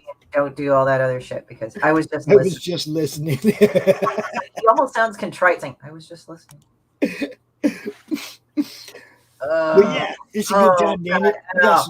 I got stuff to do. You guys know what's up. Like I said, the links, everybody's links are all over the place. Go check out everybody's stuff. You know what's up. Oh, do you want to bring up my head with your tail? Do you want to bring up my screen one more time before we're out? Say what? Bring up my screen one more time before we're out. Yeah. All right. Oh, there you go. I was going to say, Lee is doing a adjustment to his piece of art, and then we will be showing the art for the print that you'll get if you back tomorrow or have backed up until tomorrow. We'll be showing that off later tonight. I promise you, you will see it. You'll have a good reason to want to back tomorrow. It's going to be awesome. And that's that. You know, right there. Go check out the Cromniverse, where you can see everybody's stuff. Everybody's. 25 people involved in that thing. Some stuff's gone, though. Can't get no more crochet croms. Can't get Jim O'Reilly art. We will probably be adding some more original art to the campaign in the very near future. And there will also be a 50 backer reward. We're 41 backers. When we get to 50, we'll be sweetening the pot just a little more somehow. Ain't telling you yet, but yeah. Oh, the one thing I will say about Photoshop, you can get Kyle's brushes, and you want to get those. And then you can bring them into Clip Studio, and they work fine. Hey Ryan, how's it going? Yeah, I got my Kickstarter going on. I spammed it a bunch in the chat, so you can check that out. But we were talking about inappropriate duck parts earlier. Then we were talking about turkey heads. You haven't been on Ryan's show yet? What? You haven't been on Ryan's show yet? No, I think I swear too much for that show right now. Sometimes you just got to do one late night, Ryan. I mean, I've been on Don Chin's show, and I didn't say. She was really good on Don's show. She was really good on Don's show. I was impressed. Was Christy behaving herself on Don's show? Yeah, well, he asked me not to swear because it had, family friendly, so I didn't go in the duck dick and all that other shit. She said Demon B. It was cool. It was so cute. Yeah, I mean, the thing is that I don't go out of my way to if the host doesn't want me swearing, I won't do it, I'll have to do that with my comic then.